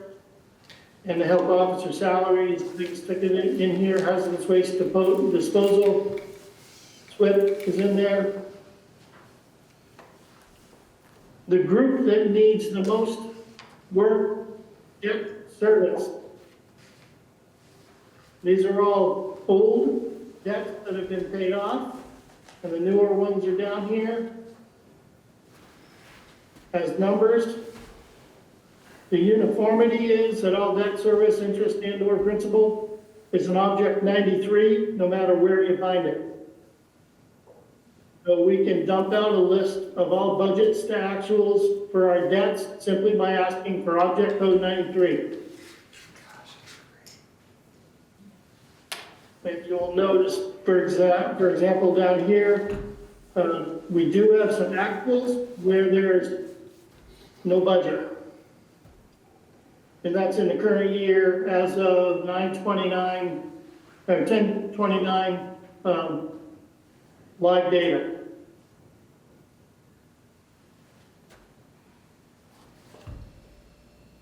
This group is the sinking fund. What would have been normally done on spreadsheet? We want to basically bring back and budget to make commitments into our sinking funds. And that's partly why expanding the number of digits in the fund from 1 to 2 will allow us to establish in accounting standards a fund in which we can transfer value into and track balances of without opening a separate bank account. They simply become part of our do-to-do from reporting, saying how much money is held on behalf of them.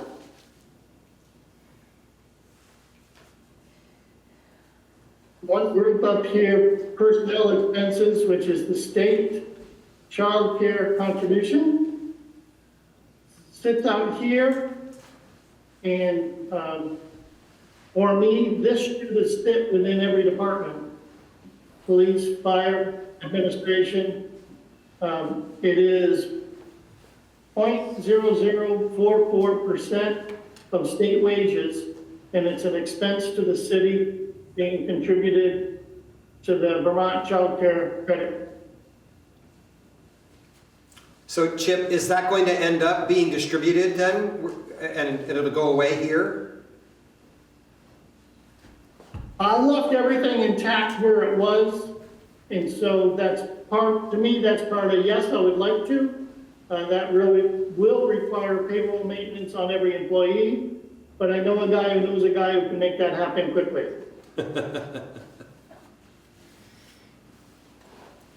Then other expenditures.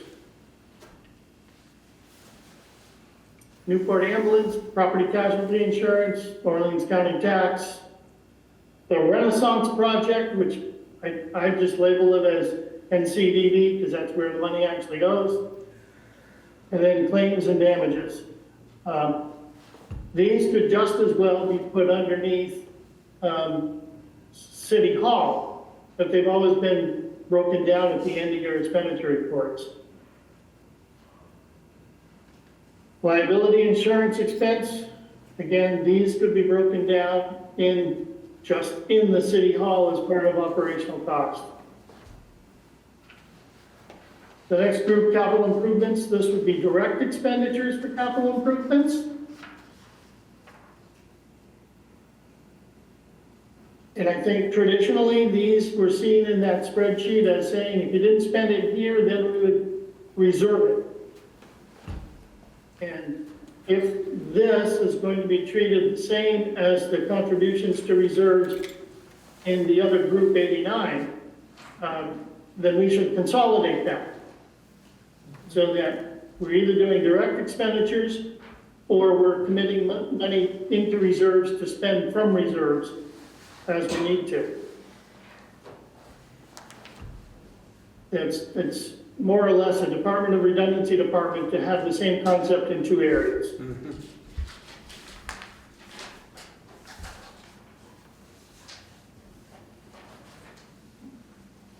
And over the years, you see how many of these lines got generated?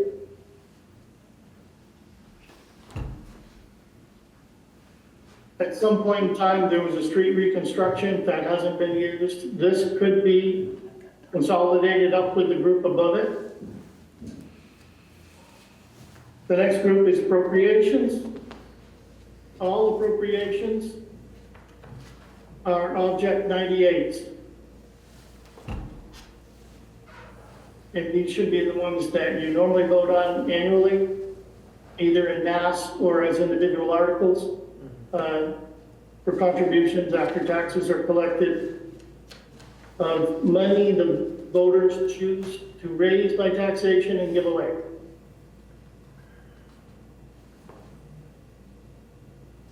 And again, general fund is out of balance with $1,480.48 more in expenditures than in revenue budgeted. So this account number structure change is uniform across all existing funds. That it goes from 1222 to 212222. And we can query down into each level and run reports to bring revenues and expenditures together for every department, or specifically question a type of an expense across all funds and bring out the numbers.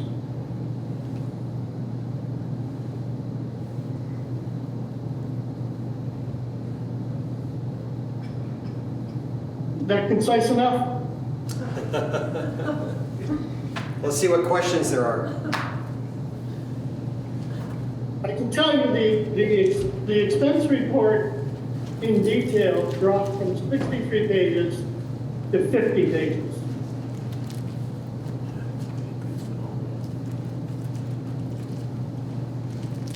So, actually, let's see what questions or comments there are first. Council members?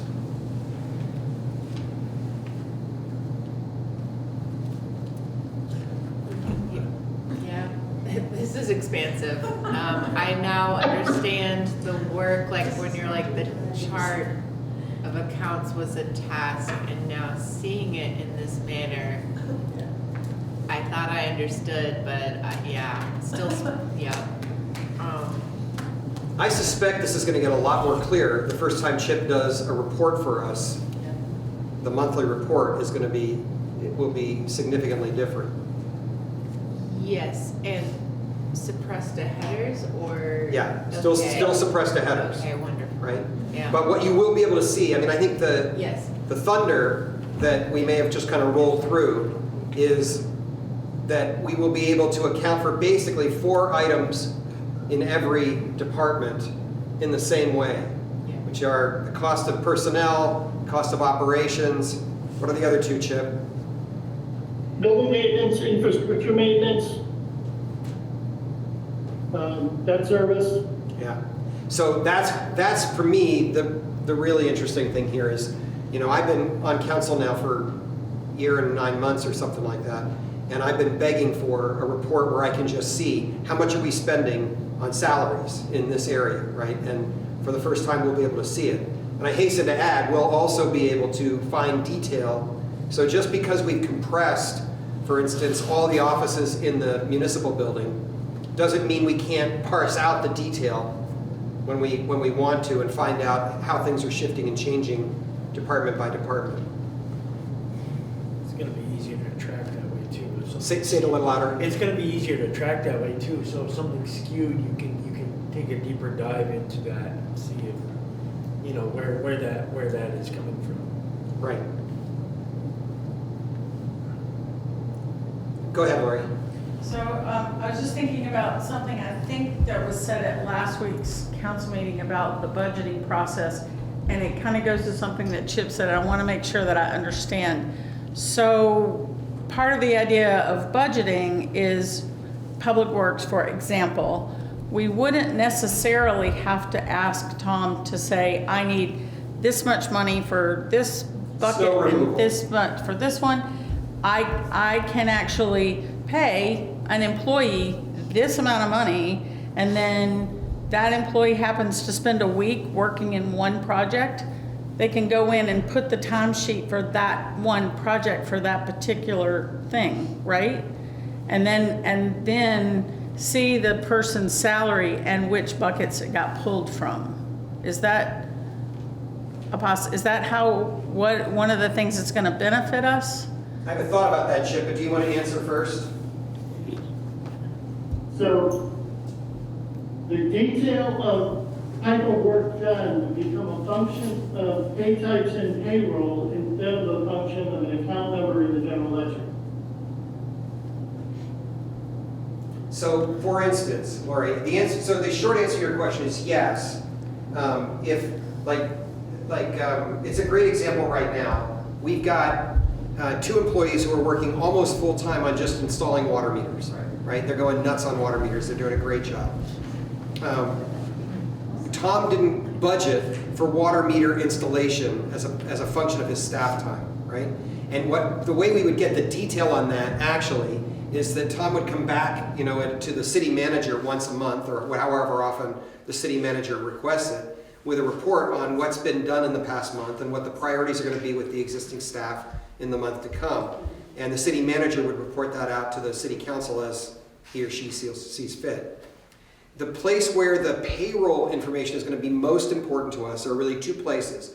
One is if we see movement that have to do with interfund balances, right? So if the city manager all of a sudden for 6 months is focused almost entirely on getting the review of the engineering review of the wastewater treatment facility taken care of, right? We would expect to see that as a matter of payroll, the hours would be accounted that way, and then the general fund would actually bill the sewer fund for that time, and we can actually see the detail in it.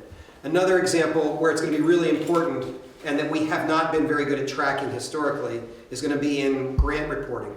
So anytime someone is doing a project that's related to a particular grant, they would be noting that appropriately in their payroll, in their timesheets, and that would it would be elaborated through the payroll. Chip, please correct me if I've misspoken, or add to it if you think you should. No, that's good. That's good. The general understanding is there. Thank you. I'm a slow learner, but I'm getting there. Thank you. All right. Any other questions, council members? Yeah, Ann, I'm sorry, I missed you. So in the same vein, let's say there are 3 permanent workers in the sewer plant, and the rest of the time when water and sewer need activities done, they take from the DPW workers. Let's say there are 10 workers there.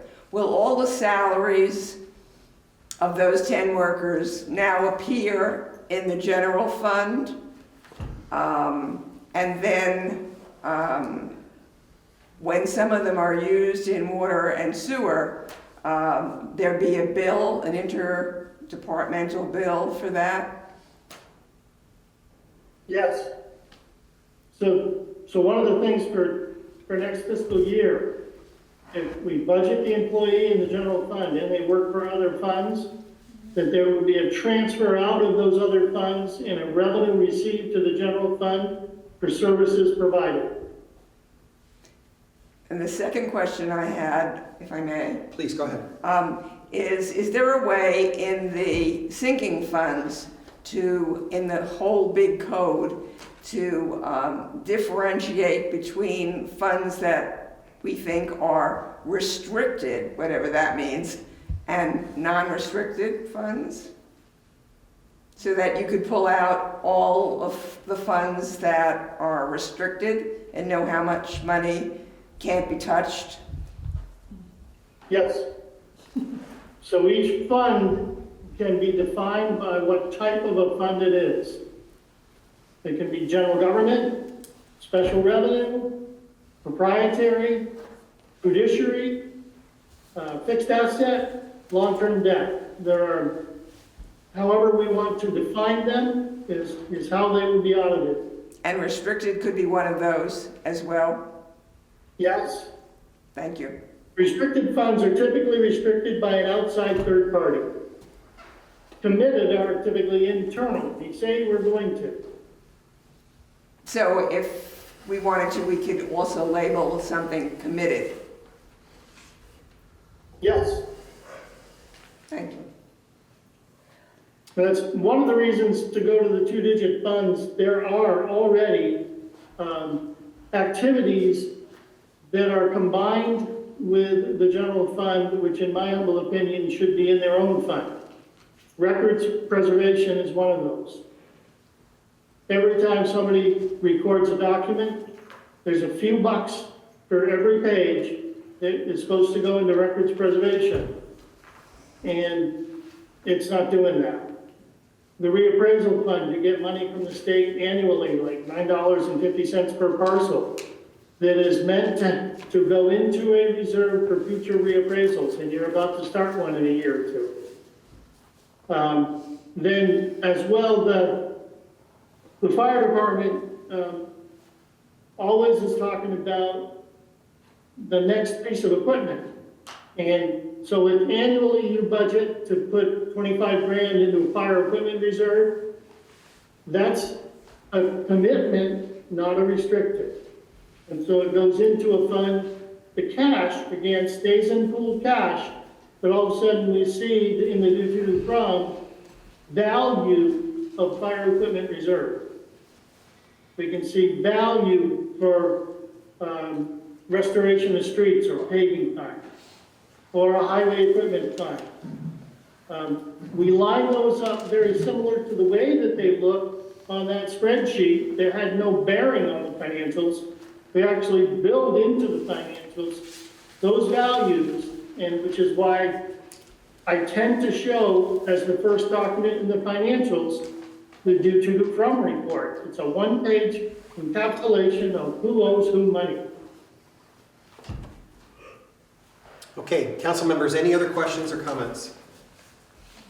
Okay, Chip, as I'm pulling the screen back and setting up for our next conversation, could you just say out loud one more time, because I'm never quite sure I can believe you. How does it work to institute this new chart of accounts in terms of its impact on previous reporting through the year so far to date, through last year, the year before that, and budgeting going forward? So I perform a task that actually takes all existing data and replaces it with a new account structure, and it'll look like it's been this structure all along, going back to the year 2000, I think, is how far back your data set can reach. But before doing that, I set aside a copy of the general ledger as it existed before it got renumbered, because often someone says, I remember, and we go find it in the old data set. Got that, everybody? So what that means is it will look pretty seamless for us to be able to compare apples to apples when we look at last year's report compared to this year's report compared to the budget for next year, which seemed magical to me, and I'm grateful for. Okay, Chip, anything you want to add before we move on? Does this seem at all appealing to the city council members?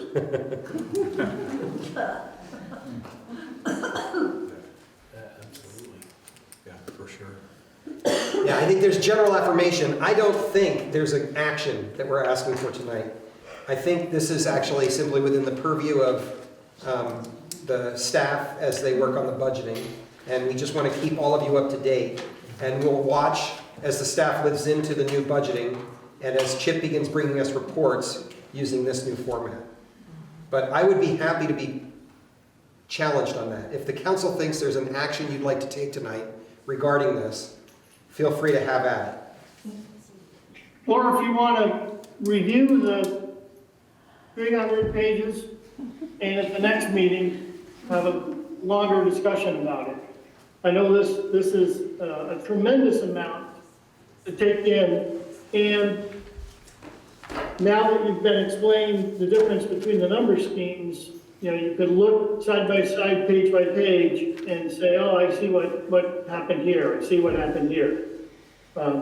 It is, the biggest group is really the city hall, where there used to be a clerk office, a treasurer office, which were one and the same, but each had salaries, each had supplies, each had, and now everybody, the city manager, the city council, everybody's in payroll and benefits of City Hall.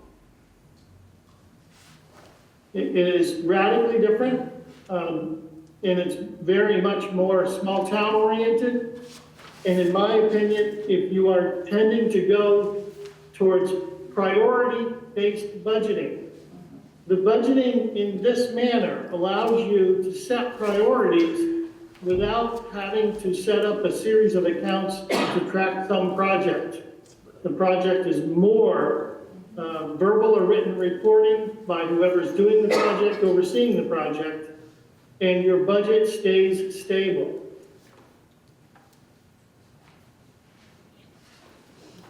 So I'm hearing that actually as a recommendation. I think let's not try and take action on this tonight. Anybody who wants to sit down and do a deep dive, make a list of questions, and this includes folks in the community. If you have questions, we want to know what they are, because there are some of you in the community who are able to spend far more time on this than we are. So if you have advice and counsel about questions we should be asking, you can bring them to Carter, and the finance task force can take it up with Chip, and then bring it back to the council. Okay? And in the meantime, we're just going to live into this. We're going to start, the budgeting process is now starting in earnest. We've been waiting for this to take place before the department heads really take off on the budgeting. Okay? Chip, I can't thank you enough. I don't really know, but I have an inkling of just the level of time and attention to detail that this had to require of you. And like I am with so many other things over the last 7 months, I'm really grateful. You're welcome. Yeah. And as a reminder, I will not be attending the task force meeting 8 a.m. on Wednesday. Noted. Going to really miss you, Okay. because Yeah. Carter's promised them she would make scones, I think. Yeah. Angling for what I can. All right. Shall we move on, council members? Is that okay? Thank you, Chip. Good night, people. Good night. It's remarkable. It's remarkable.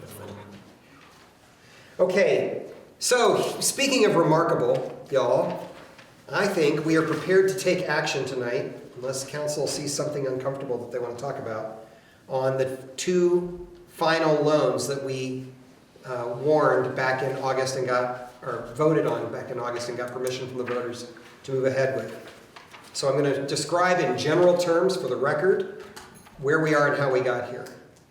So one of those ballot initiatives was permission for us to borrow up to $1 million for it was a debt of the sewer department, the sewer fund, that would satisfy the due to others, meaning the due to the general fund, of up to $1 million. And the terms upon which we have settled would be a 10-year note. If we approve this tonight, it would mean a 10-year commitment. In the end, on Chip's recommendation, we are using the number that was the due to others line on June 30th, 2025. So it's basically the end of fiscal year last year. The amount on that note was in the ballpark of $874,000. So we are recommending that we borrow $126,000 less than we were given permission to borrow by the voters, and that we extend that term over 10 years. The second note that we sought approval for was to be able to borrow up to $1.8 million on the general fund in order to satisfy the payment of, in order to satisfy the accumulated deficit, to replace the accumulated deficit in the general fund. In the end, Chip's recommendation that I think we can safely say the finance team concurred with is that we should not borrow the full 1.8 million, but rather the 1.3 million that we can pretty easily account for. We know where that accumulated deficit came from. It was the accumulation of the budgeting error that was made starting in 2018 and rolling forward year after year, where we double counted as income the municipal tax adjustment coming from the state. So we're going to borrow, if you take action on this tonight, we're borrowing $500,000 less than the voters gave us permission to borrow. And just to be clear, this is a one-shot deal. So if we borrow the 1.3, my assumption is we're done this conversation. We're not going to come back and ask for more money 3 months from now. And one of the things that I've asked for an assurance on from the treasurer and from Chip is that if we only borrow 1.3 million, we can make cash flow work from now through the end of the year. And while I'm not sure that I could give you chapter and verse, I've been assured that they are confident that we can make the cash flow work throughout the rest of this fiscal year. So in order to do that, we have two motions that I'm going to read and invite because they're very specific language. There's apparently one word that's different from what was circulated on Friday. I'm not even sure I can tell you what the word is, but at 5 o'clock this afternoon, Ellen Stanley from Pasumsic signed off on all the documents we're about to sign this morning at 11. And at 5 o'clock this afternoon, David Rue from SPNF signed off on the motion language and the final documents as well. He approved all of what Ellen had approved as of this morning. So we've gone back and forth between our attorneys and the attorneys at Pasumsic to try and get this right. So I'm going to pause there and just ask if council members have any questions for clarification about what we're going to do with these. We'll take the motions one at a time. In fact, we'll do one motion and then we'll sign all the paperwork. I'll pass it all the way down the line and then we'll do the next one. So are there any questions on either of those kind of broad descriptions that I've just provided? Okay, you don't have anything to add, Carter? No, I only have comments. Comments about, you want to? Oh, just supporting why the financial task force / residents have been saying taking on this amount of debt, it's serious, and we're taking it and making sure we're only taking what we absolutely need. And so that's why we're looking at the grounded numbers where we know affirmatively what we need to recoup, because paying on interest is debilitating, and that's what we're kind of trying to get out of. So we're walking the walk. Is that, I think I kind of walking the talk, talking the talk, and walking the walk. So anyways, I think that's exactly right. Yeah. Yeah, I feel really good about both the work that Jim and Chip and Carter and the team did way back in the spring to try and look at our cash flow for this year and say, okay, what's a worst case scenario? What's the most we could need? And then the work that's been done since then to try and adjust to make sure that we don't borrow more than we need and pay interest on more than we need. Mm-hmm. And I'll just remind everyone, on the $1.3 million note, the agreement that we made when we took our our line of credit in anticipation of tax income, which was a line of credit for up to $2.825 million, if I remember correctly, the agreement was that when we arranged this note, it would be applied directly to the principal. So to date, we've borrowed, Jim, do I have this right, $1.9 million on that tax anticipation line of credit? So we borrowed 1.9, we're going to borrow this 1.3, and it will immediately pay back 1.3 million of the $1.9 million line of credit. Okay. And just to be clear, we have the capability of borrowing another $925,000 if we need it for cash flow purposes. We can still extend that tax anticipation line of credit out to the full amount of $2.825 million if we need to. Okay, that's clear to me. I hope it's clear to others. Ann, you had a question? I just have one question. As I was reading through all the materials that the loans involved, there was a condition that the Sumsic Bank put in there that said that we will agree that we will not borrow more than $10 million total. And I would, we are borrowing somewhere in the range of, let's say, $5 million between all the things that were in the 5 propositions. We probably, I'd like to know, have some loan, we owe money already. We owed money for cars and trucks and whatever previously, so there's a debt sum that we owe already. And then there's the line of credit on top of that. And probably, I don't know what it brings you to. But what I'm saying, what I'm trying to find out is that are we committing that in the future we will not ever borrow while we have these loans and to pay Sumsic back? We will never borrow more than $10 million. No, we're not committing that. My understanding, and I'd have to go back and reread the language carefully, but my understanding is that that's a condition of how much we will borrow in this fiscal year. Correct, between now and June 30, 2026. That's right. Okay. That's not the grand total. I was hoping. Yeah, I know you were. Nice try. So,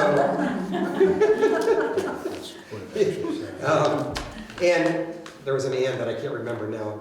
Came up in the middle of your conversation, but we can't. The good news is that Chip and Carrie are working on a debt schedule that we will be able to show you. So anytime you want to know what's the total amount of money we owe right now, we're going to be able to spit that out pretty quickly. So we're getting, I think I can say, pretty close to that, right? I know they've been working on it for a minute. We need to add these loans. Yes, but you've got it relatively close to up to date. So we'll be able to provide that total to you anytime. That was my and that I was thinking. Okay. Besides Ann's attempt to gotcha the mayor, anybody else want to try tonight? All right. Hearing none, I'm going to work first on the $1.3 million note, okay? So I'm going to give you the motion that we're seeking with the exact language that we're looking for it in, and then invite someone to make the motion. This is consideration of approval of general fund refunding loan and related loan documents.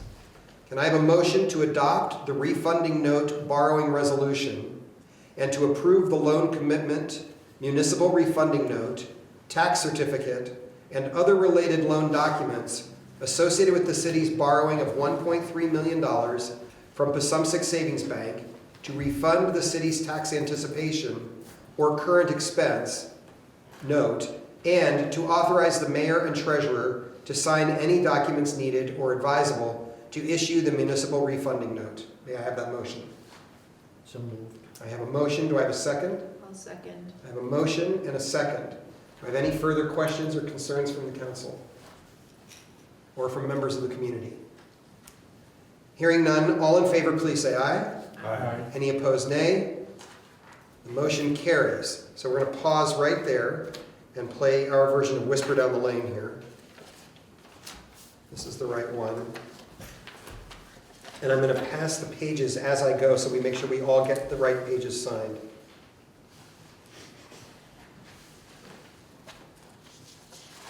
That was yours.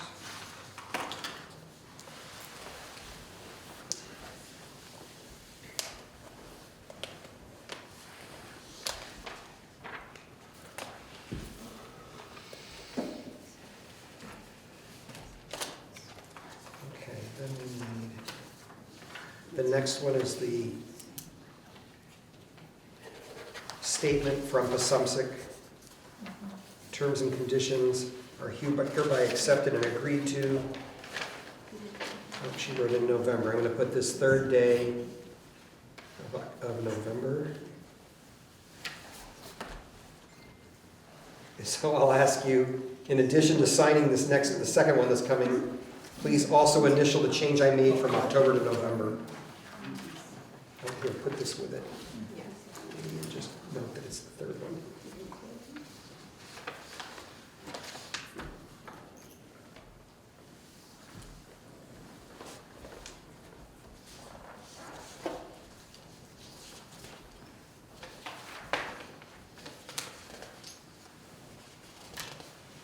Here's your next one.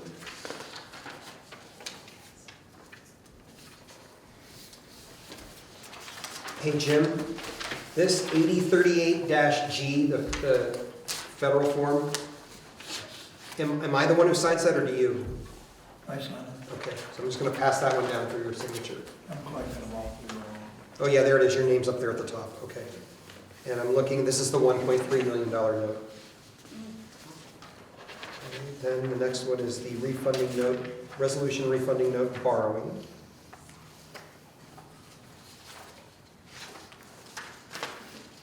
Okay, so I'll give that one to you.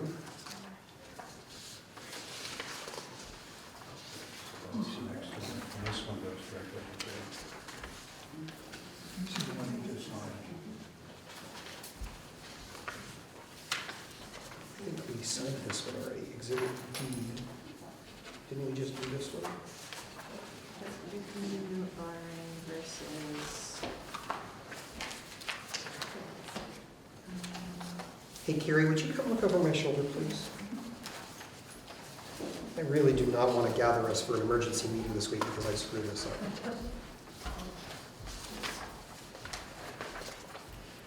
Maybe the exhibits. I don't know why, Like, because it looks really similar. I've got yet another, I think we signed this first.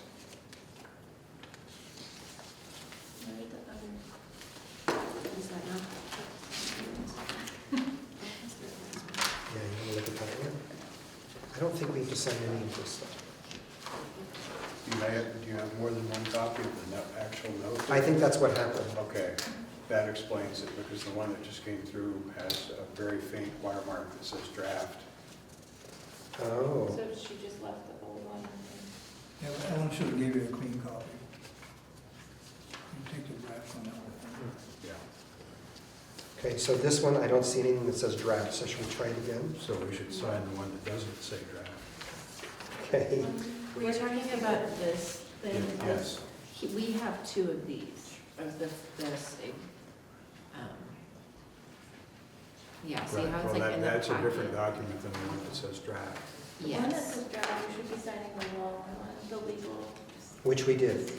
But this is the letter. This. Okay, let's bring it back down here and make sure we get it right, Joe. Can I see what we've signed already? Okay, Jim's got everything. Maybe I'll come to you, Jim. All right, these are all. It might be. see how it says in the, Dated here. This is a long form. Okay, so I think I see, yeah, that says revised. I think I know what it is. And you're trying to understand the difference between this and this. so. Yes, that's the exactly old what I'm one, so trying to anything understand. following that document. is Yeah, like this one, date correct. this one is unnecessary because we signed the long one, which is the Right. final one.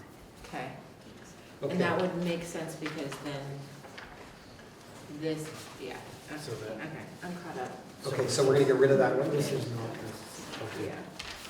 We're gonna use the one called Exhibit B. Is that right, Carrie? I, I would ask Dave, he put this together. I am, Go ahead. so, let me see, sorry, scrolling slow. Maybe, yeah, we should double check with Dave actually, because the order, I was like, oh, if we follow the order. Okay, But let's that figure it long- out. Thanks for your patience, everybody. Yeah, that long version of what we signed. They look the exact same. There's the long one, and then there's the duplicate of it that says draft. Yeah, the long one Is the is the one that should- should be signed. The draft one is just for FYI. Yeah. But the two letters look identical to me except for that one says Exhibit B. Yeah. So I don't know what his thinking was there. Okay, let's get him on the phone and find out, shall we? It's been very,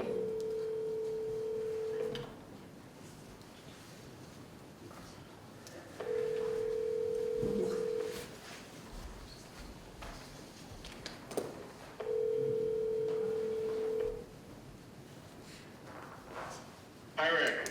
Hi, David. I got you on speakerphone. You're talking to the whole world. Okay. So be careful what you say.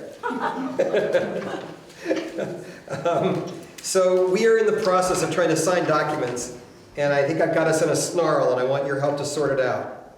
Okay. All right, so we passed the first motion that you proposed for the $1.3 million note. Yes. Okay, and then we picked up the packet and we signed, John, can you help me with this? I just want to make sure I get it right. What did we sign? We're gonna, because we got to the exhibits and then it looked like we were signing the same things again. So John's right here. So we have the note. So there should be a note for 1.3 million for refunding. Correct. That's on the long paper, we got that. Yeah. Okay, and then there should be the a revised. resolution for, well, actually, probably the next thing is a tax certificate. Or the loan commitment, a letter from Pasumsic dated October 24th. Yes, so That's that. So we've So got we got that. the loan, the letter from Pasumsic we got. We have a refunding And that note. was in the language of the first motion. Yep. That you approved. Yep, And then you'll have a tax certificate for the 1.3. yep. And then you'll have a resolution refunding note borrowing, I believe. We haven't gotten to the tax certificate yet. Okay, hold on. Well, no, not tax certificate, I'm sorry, a Form 803. Okay, we have that. The tax form, my bad. Yep. Okay, and it's just those 4 documents. No, then there's the resolution, This one. refunding note borrowing. That already had, the copy I had, that's the one from last summer. It has all our signatures on it. It was just an Exhibit A. In the packet. That goes with the resolution. Yeah, you signed that last meeting, I think. Okay. Then we've got Exhibit B. That also goes, so those two go with the resolution and the tax certificate. So the Exhibit B is a duplicate of the commitment letter that was already signed. Yes, correct. And does that mean we don't have to sign that Exhibit B again? Yeah, you can go ahead and sign it again if you want to, but we can always take the signed version and put Exhibit B on top. Okay, well, we'll sign it. Okay, so this one needs to be signed. All right, so we got 2 left to sign here. All right, hold on to those. I'm going to send these down the lane. And then, Dave, if it's okay, I'm going to keep you on the phone for a moment. Yep, that's fine. I got confused when all of a sudden we had to do the same, what looked like the same note again. Yeah, no, I understand. Yeah, I'm sorry for mixing up the tax certificate. All right, so here comes the next one. And then tax certificate last. So I guess we'll send this back to Julie.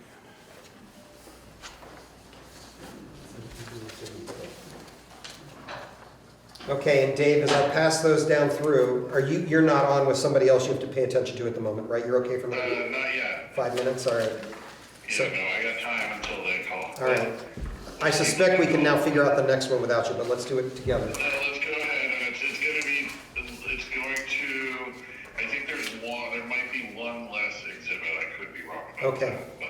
All right, I'm going to wait till we get signatures on this so everybody's full attention, and then we'll do the next Because one. I think one of the exhibits is going to be the minutes of the August special, or the morning of the August special meeting. And I don't think I included that in the packet because I didn't have it. Okay. Oh, good catch. I didn't do that.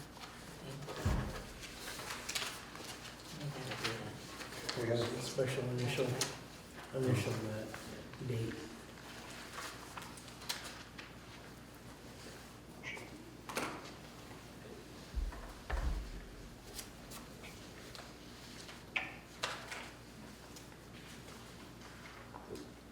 I have professors from college who would be laughing their asses off right now because I was always faulted for my lack of attention to detail. It's not easy. That's why professionals do this stuff. You should see it on closing when there's 50 exhibits, all in different file folders. Yeah, no, I really shouldn't. And 8 signatories. Okay.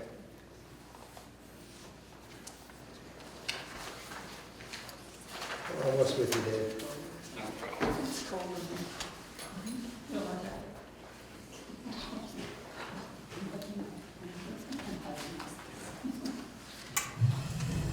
Okay, council members, I'm going to give you language for the second motion and invite someone to make that motion. Are you ready?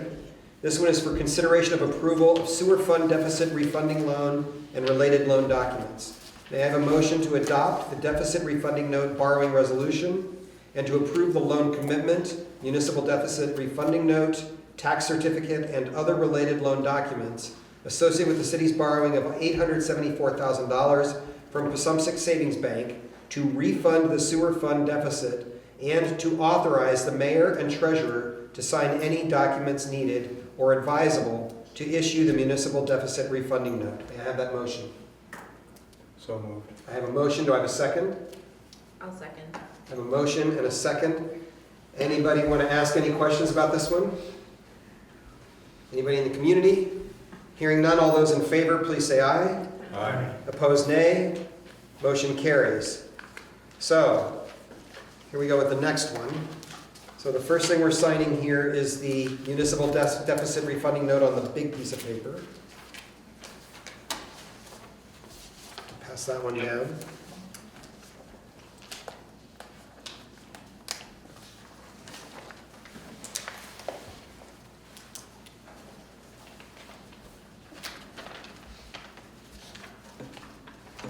Okay, and then the next thing in the pile here, Dave, I'll just say it to you as I go, is the 838G. Yep, And we're going to pass that down for Jim's signature. correct. All right, and that's for 874, so that's correct. This goes all the way to Jim. Okay, then the next thing in my packet, Carrie, we're going to get rid of that, right? This one is the draft of the one we just signed.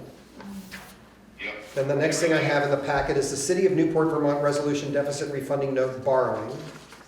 That's what you just approved by motion, so sign that. All right. Everybody needs to sign. Okay. There you go, Carter. Okay, then Dave, the next thing I have is it's called Exhibit A, City of Newport Resolution for Deficit Refunding Note Borrowing, and then it's the letter dated October 24th to myself and City Council from Passumpsic. Yep. You can either re-sign that or just send another, just copy one of the ones you already signed and stick it in there. Uh-oh, wait a minute. This one is for 1.3 million. It's the wrong one. Was that the same, that's loan number 2 is below the loan number. Oh, I see. Sorry. Yep. All right, signing that one. Passing that to you. The next one is the tax certificate.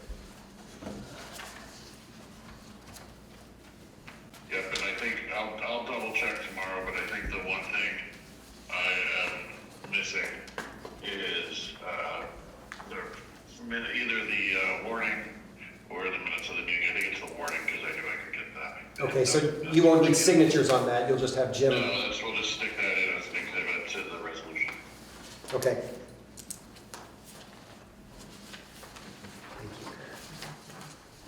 Okay, as this comes down the lane there, make sure you initial where we changed from October to November for the date on the letter. Okay, Dave, I think we've got it. Any other advice and counsel you want to offer us this evening? No, congratulations. Indeed. It was a lot of hard work for a lot of different people, and the community really helped out with this, so I think it deserves kudos for everybody for all their time and effort. Yeah, to you as well. Thank you for all your effort on this, Dave. Appreciate it. Of course. Okay. All right, have a good night, Let's everybody. go. Good night. Thank you. Wow. Rick. Sir. I want the motion. Yes, sir. That's the correct version of the motions. How y'all feeling? I mean, Not every day we borrow, how much total? $2.1 million or something like that? Although I have to say it's becoming kind of commonplace in my life. I have been thinking about that. My name is on this one. Right, yes. Okay, everybody. The next thing on the agenda is documents we need to sign that apparently we should have signed last week for the new water and sewer rates. Is that right, Jim? Yeah. I think that's this pocket.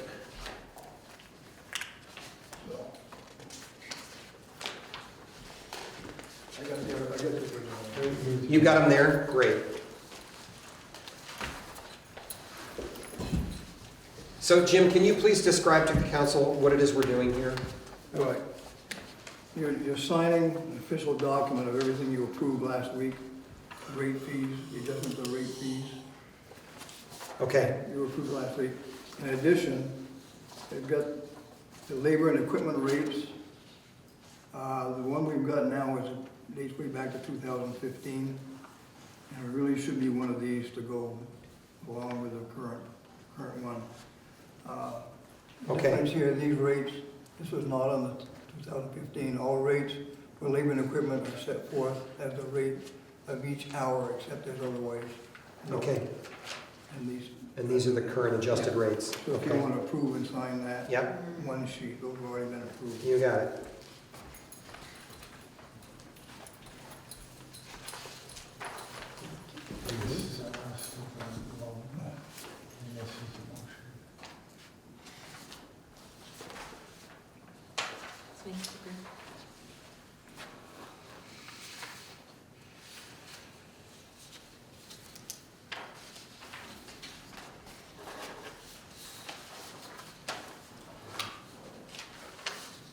Three more to come here, or two more after that one.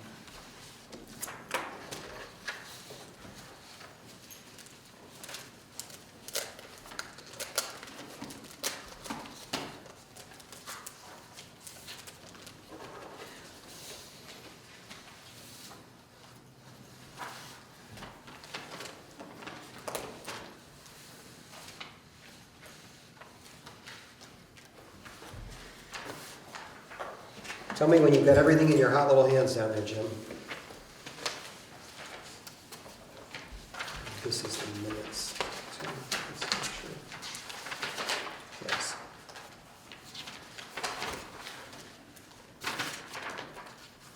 You pass those down to Jim too.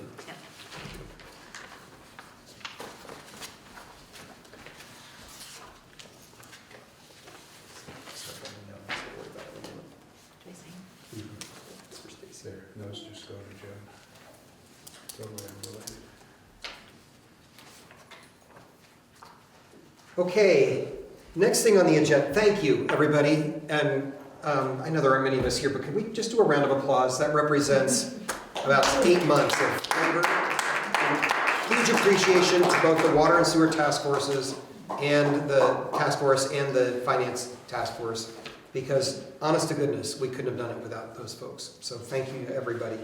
And also, I just can't let it go by without saying that Ann and Pam, I don't think have missed a single meeting of those two task forces, or the other ones for that, or the other one either. But for those two in particular, I'm really grateful, Pam, for all of your work in putting that stuff out so that it's available to folks in the community who, remarkably, are watching it. It's hard for me to believe, but you know, the only thing worse than sitting through those meetings is trying to watch it on video. But people are watching, so thank you very much for the public service.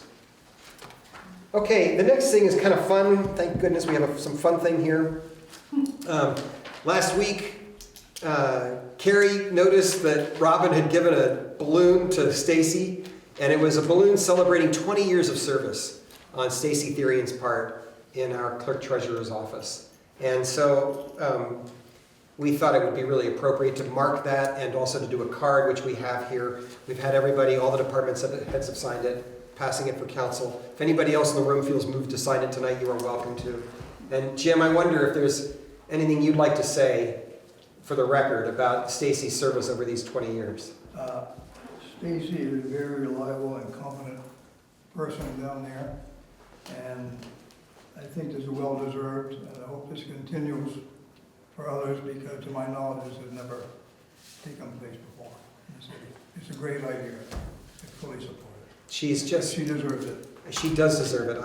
I have become really, I've worked much more closely with Stacy than I imagined I would, and it's been remarkable. And it's interesting, Jim, that you choose the word competent, because my wife knows that that is in fact my highest accolade for a coworker, is competent, and she is competent in every way. So thank you. And thank you, Stacy. And when she comes back from 2 weeks of vacation, we'll tell her so in person. So. Okay, we're coming down the home stretch here, y'all. Task force reports. John, what have you got for water and sewer? Anything we need to talk about tonight? Nothing to add whatsoever to what we did tonight. Good answer. You had your own special meeting last week anyway, so. Let's see, next one on here is financial reporting and fiscal practices. Carter? Yes, I wish I could say the same, but I have come back with, these are two policies that I would need approval from the council. So the first one that's in the packet is the credit card policy. And this one is mainly definitely written by VLCT, but we adjusted it to reflect our own current purchase and procurement policy. Plus, some revisions I might be talking about this in maybe a month because we're currently in works with getting a new credit card for the city. The main difference between moving what our past practices was and now moving forward is there's not going to be a name on the credit card. I might have said this before, but it just bears repeating. And instead it will be issued to designated purchasing agents, which are typically department heads and others that are noted in here. Again, I don't want to go over a different policy that we have, but the purchase and procurement policy does lay out who has the right, what the type of purchases are, and what the limits are within that, and also the practices to follow depending on the thresholds that you hit. So this credit card statement is mostly about, of course, having and the responsibilities around the credit card, and so I have attached a policy acknowledgement form, and this was recommended to us from a financial task force member who was like, hey, I work at a more corporate, but this is how you ensure people who have access to the credit card know the rules and restrictions around the credit card. So this is ideally going to be used and stored within, apparently we have a red policy book, binder I mean. So we'll have record of making sure people that have the credit card know the limits of it. And the other exciting thing is, exciting is a word for it, but I don't want to pass the mic on the spot to Carrie, but basically this is going to look a lot different. Instead of just literally having somebody's name on a credit card and all of the balances, everything, all of the expenses going on to it, it will have the ability to bucket so that each department head, so they'll be able to track and see their expenses, and that will help streamline to the chart of accounts, which then helps around budgeting and accountability and all that good stuff. So very exciting, but it's just a different way to approach it versus just one credit line where everything gets thrown out. So yeah, any questions? Just a comment that it says select board in several places, and it should say council. Okay. Is it okay if I just make that edit and then revise it, or is that substantial enough to where I need to? Should we sign on it? I'm looking at the lawyer. I know. It's okay with me, but we all know that my teachers in college thought I couldn't pay attention to this kind of stuff. And you gave me that feedback, well, you gave me the feedback, the town to city on the last one, which I changed, but clearly went over my head here. Yeah, it says select board in one chair in one place. It should say mayor or city manager. Okay. Okay. The truth is, Carrie, we're not ready to do this in the next 2 weeks anyway, right? It's on the big side at this point. The latest I heard from him was he said that the state of Vermont program they have is ending at the end of the year, so he was trying to get me information on another program, but it's been very hot and cold, I would say. So I hear you saying that if we could take action on this tonight, it might actually be helpful. I just have no way to know. He's gonna come back to me tomorrow. I've been bugging him about every 3 days, roughly. Who's that?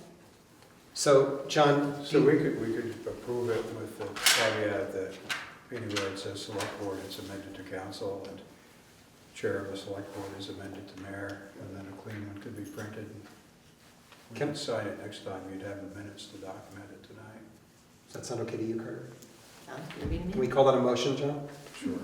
Did you catch that, Mr. Clerk? You made a motion to approve the credit card policy.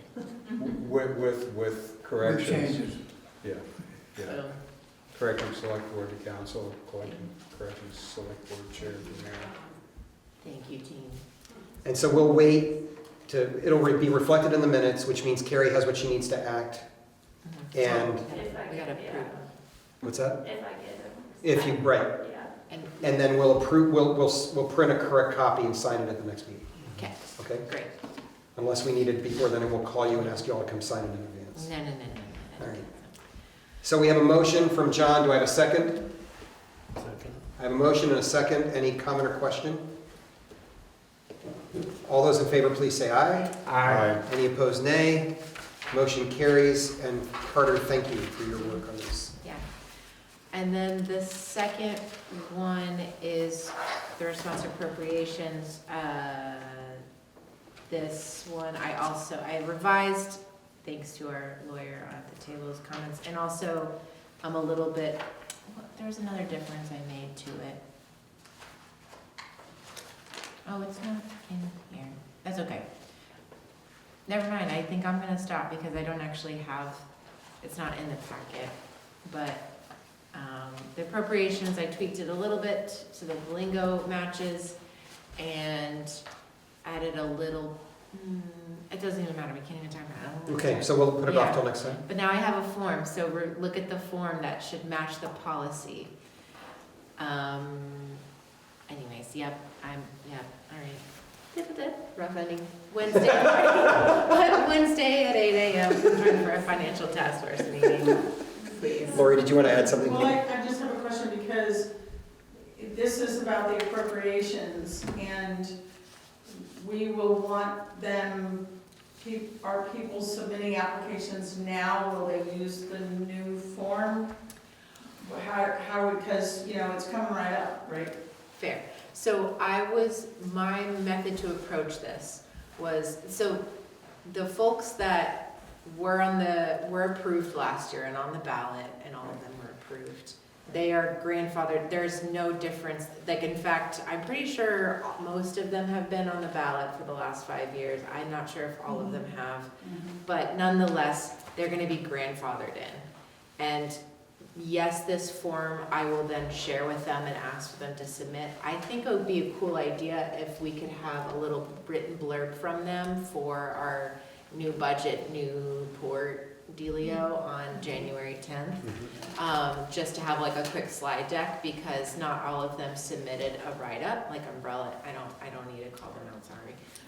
A couple of them didn't, and so, and then the other analysis I looked at is only one of the 11 had submitted a write-up of their financial statements. So that was asked with the last meeting is, hey, what's the background, or can we have a better understanding? And so we could, so my approach, well, can't today, but was going to reach out to those entities and say, hey, by the way, this is a policy change. It's not really going to impact you if you stay the same or reduce your ask, but just for, congruity and transparency for the city and the voters, would you mind submitting this form? And also, and with it asks for information around, so we can make a paragraph. So that was my approach. It's gonna have to wait a couple weeks, and the deadline is superimposed to be the 1st of December, which is tight and it's holidays, so recognizing that. But I think that I would, for this year, for the first time, just say, hey, by January 10th, if you could have submitted this form. That way it gives us time to, again, gives public notice, but then also gives them time, as in the downstairs office, to put it into the annual report.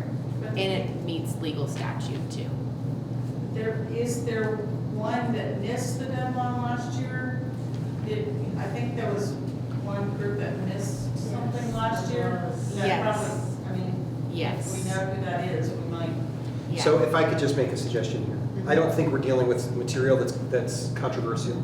Yeah. And so my recommendation would be that you go ahead and share this information with the various groups who have received appropriations, and let them know that the council will be taking action on this on the 17th, and we expect it will look like the following. Okay. So that we give people as much warning as we can, but just make it clear it is not the final version until the council takes action. Great. Council members, are you okay with that? Okay, that's our plan. Anything else? No. Okay. It's a meeting Wednesday morning. Next meeting is this coming Wednesday morning at 8. Okay, thank you. Kevin, anything you want to add from the Housing Task Force? No, the main task force will be meeting probably next week or the week after. The subgroup on the warming shelter has been very busy.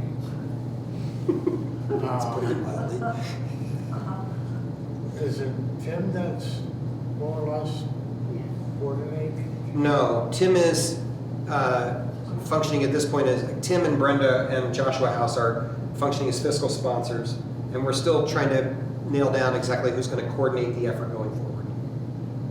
So the warming shelter is in process. It's coming along as fast as we can paddle. And Kevin's right. We're going to try and regather the task force, the larger task force, not this week. I think it was next week. Might even have been the week after. We'll figure that out this week and let folks know. And the purpose of that will be to come back, kind of check in on where we are in the process, and ask them to pick up the conversation about the long-term solutions that have gotten kind of sidelined while we've been working on the warming shelter. Okay. Anything else, Kevin? Okay, Andrew? We have our next meeting on the 13th, Thursday the 13th at 6 p.m. at the fire station. We have gathered all the data for the last 5 years, and we're going to be reviewing that as a group to figure out next steps. So more to come after the 13th. Great. And I hear our new truck is in service, right? Yes, that has been out on a few calls. Fabulous. Okay. All right. Public comment. Anybody sign up for public comment tonight? Was there even a sheet to sign up with over here? There was. There was a sheet. Yeah, there is a sheet. Anybody not find it who wanted to? Okay, no public comment tonight? Like all the names are scratched out. All right. All those are from previous meetings. New business, Carter? I was going to touch on the MERP grant that Newport was awarded, and that I coordinate throughout the region through NVDA. So MERP is the Municipal Energy Resilience Plan. In short, renovations to municipally owned buildings to improve energy efficiency grants. We are in one of them. The municipal building is another.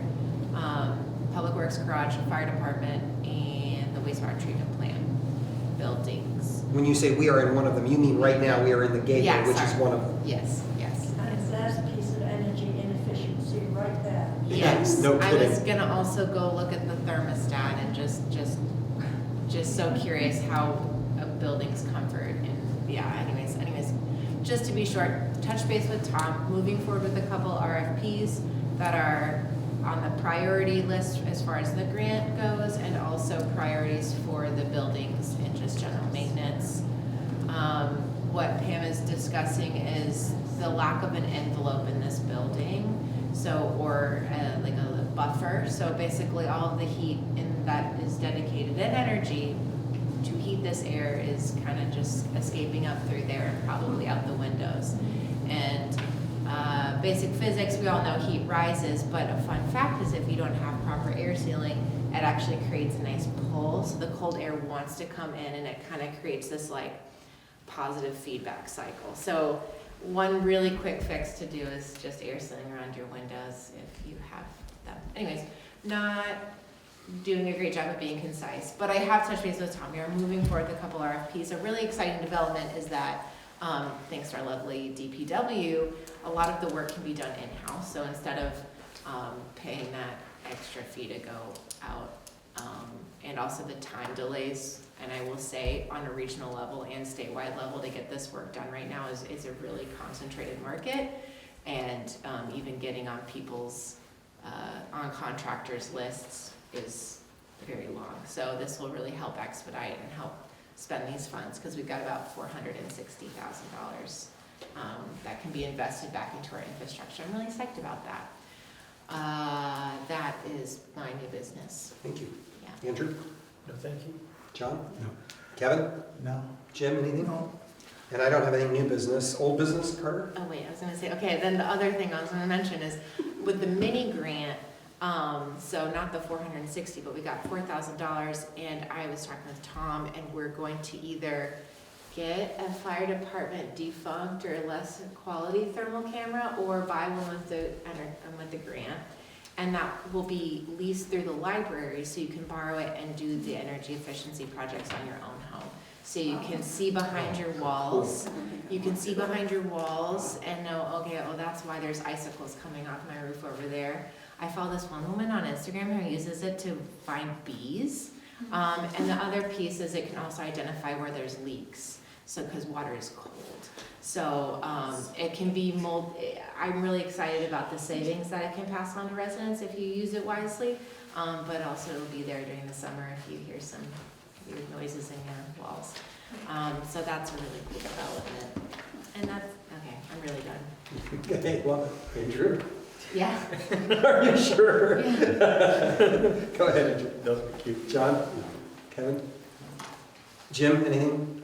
No. All right, I've got two quick items. One is I want to let you all know that Frank and Carrie did amazing work on the municipal planning grant that the council approved a few weeks ago to try and apply for money to do the study on thermal networking. And that went in this afternoon. I think about 4 o'clock we hit send on that. So it was amazing. I had nothing to do with it, and the two of them did a lot of work, and I think Carter backed them up on some of it. So thank you for that. And then the last thing for me is just to let you all know that I have been conversing with John Klesch, our attorney at SPNF, about the personnel policy changes that Kevin and I were recommending we consider. He was not able to look at them last week, but has told us that he can get to it this week. So I do expect that that will be on our agenda at the next meeting to come back and finally deal once and for all with the personnel stuff. Okay. Any other comments, questions? Next meeting of council will be is set for to be a regular meeting on November 17th at 6 p.m. back in the municipal building. Do I have a motion to that effect?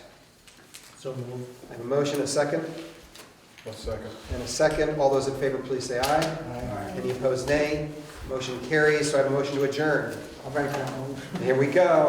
A second. I'll second. I got several seconds. All those in favor say aye. Aye. Opposed, nay. Motion carries. Thank you for a great evening.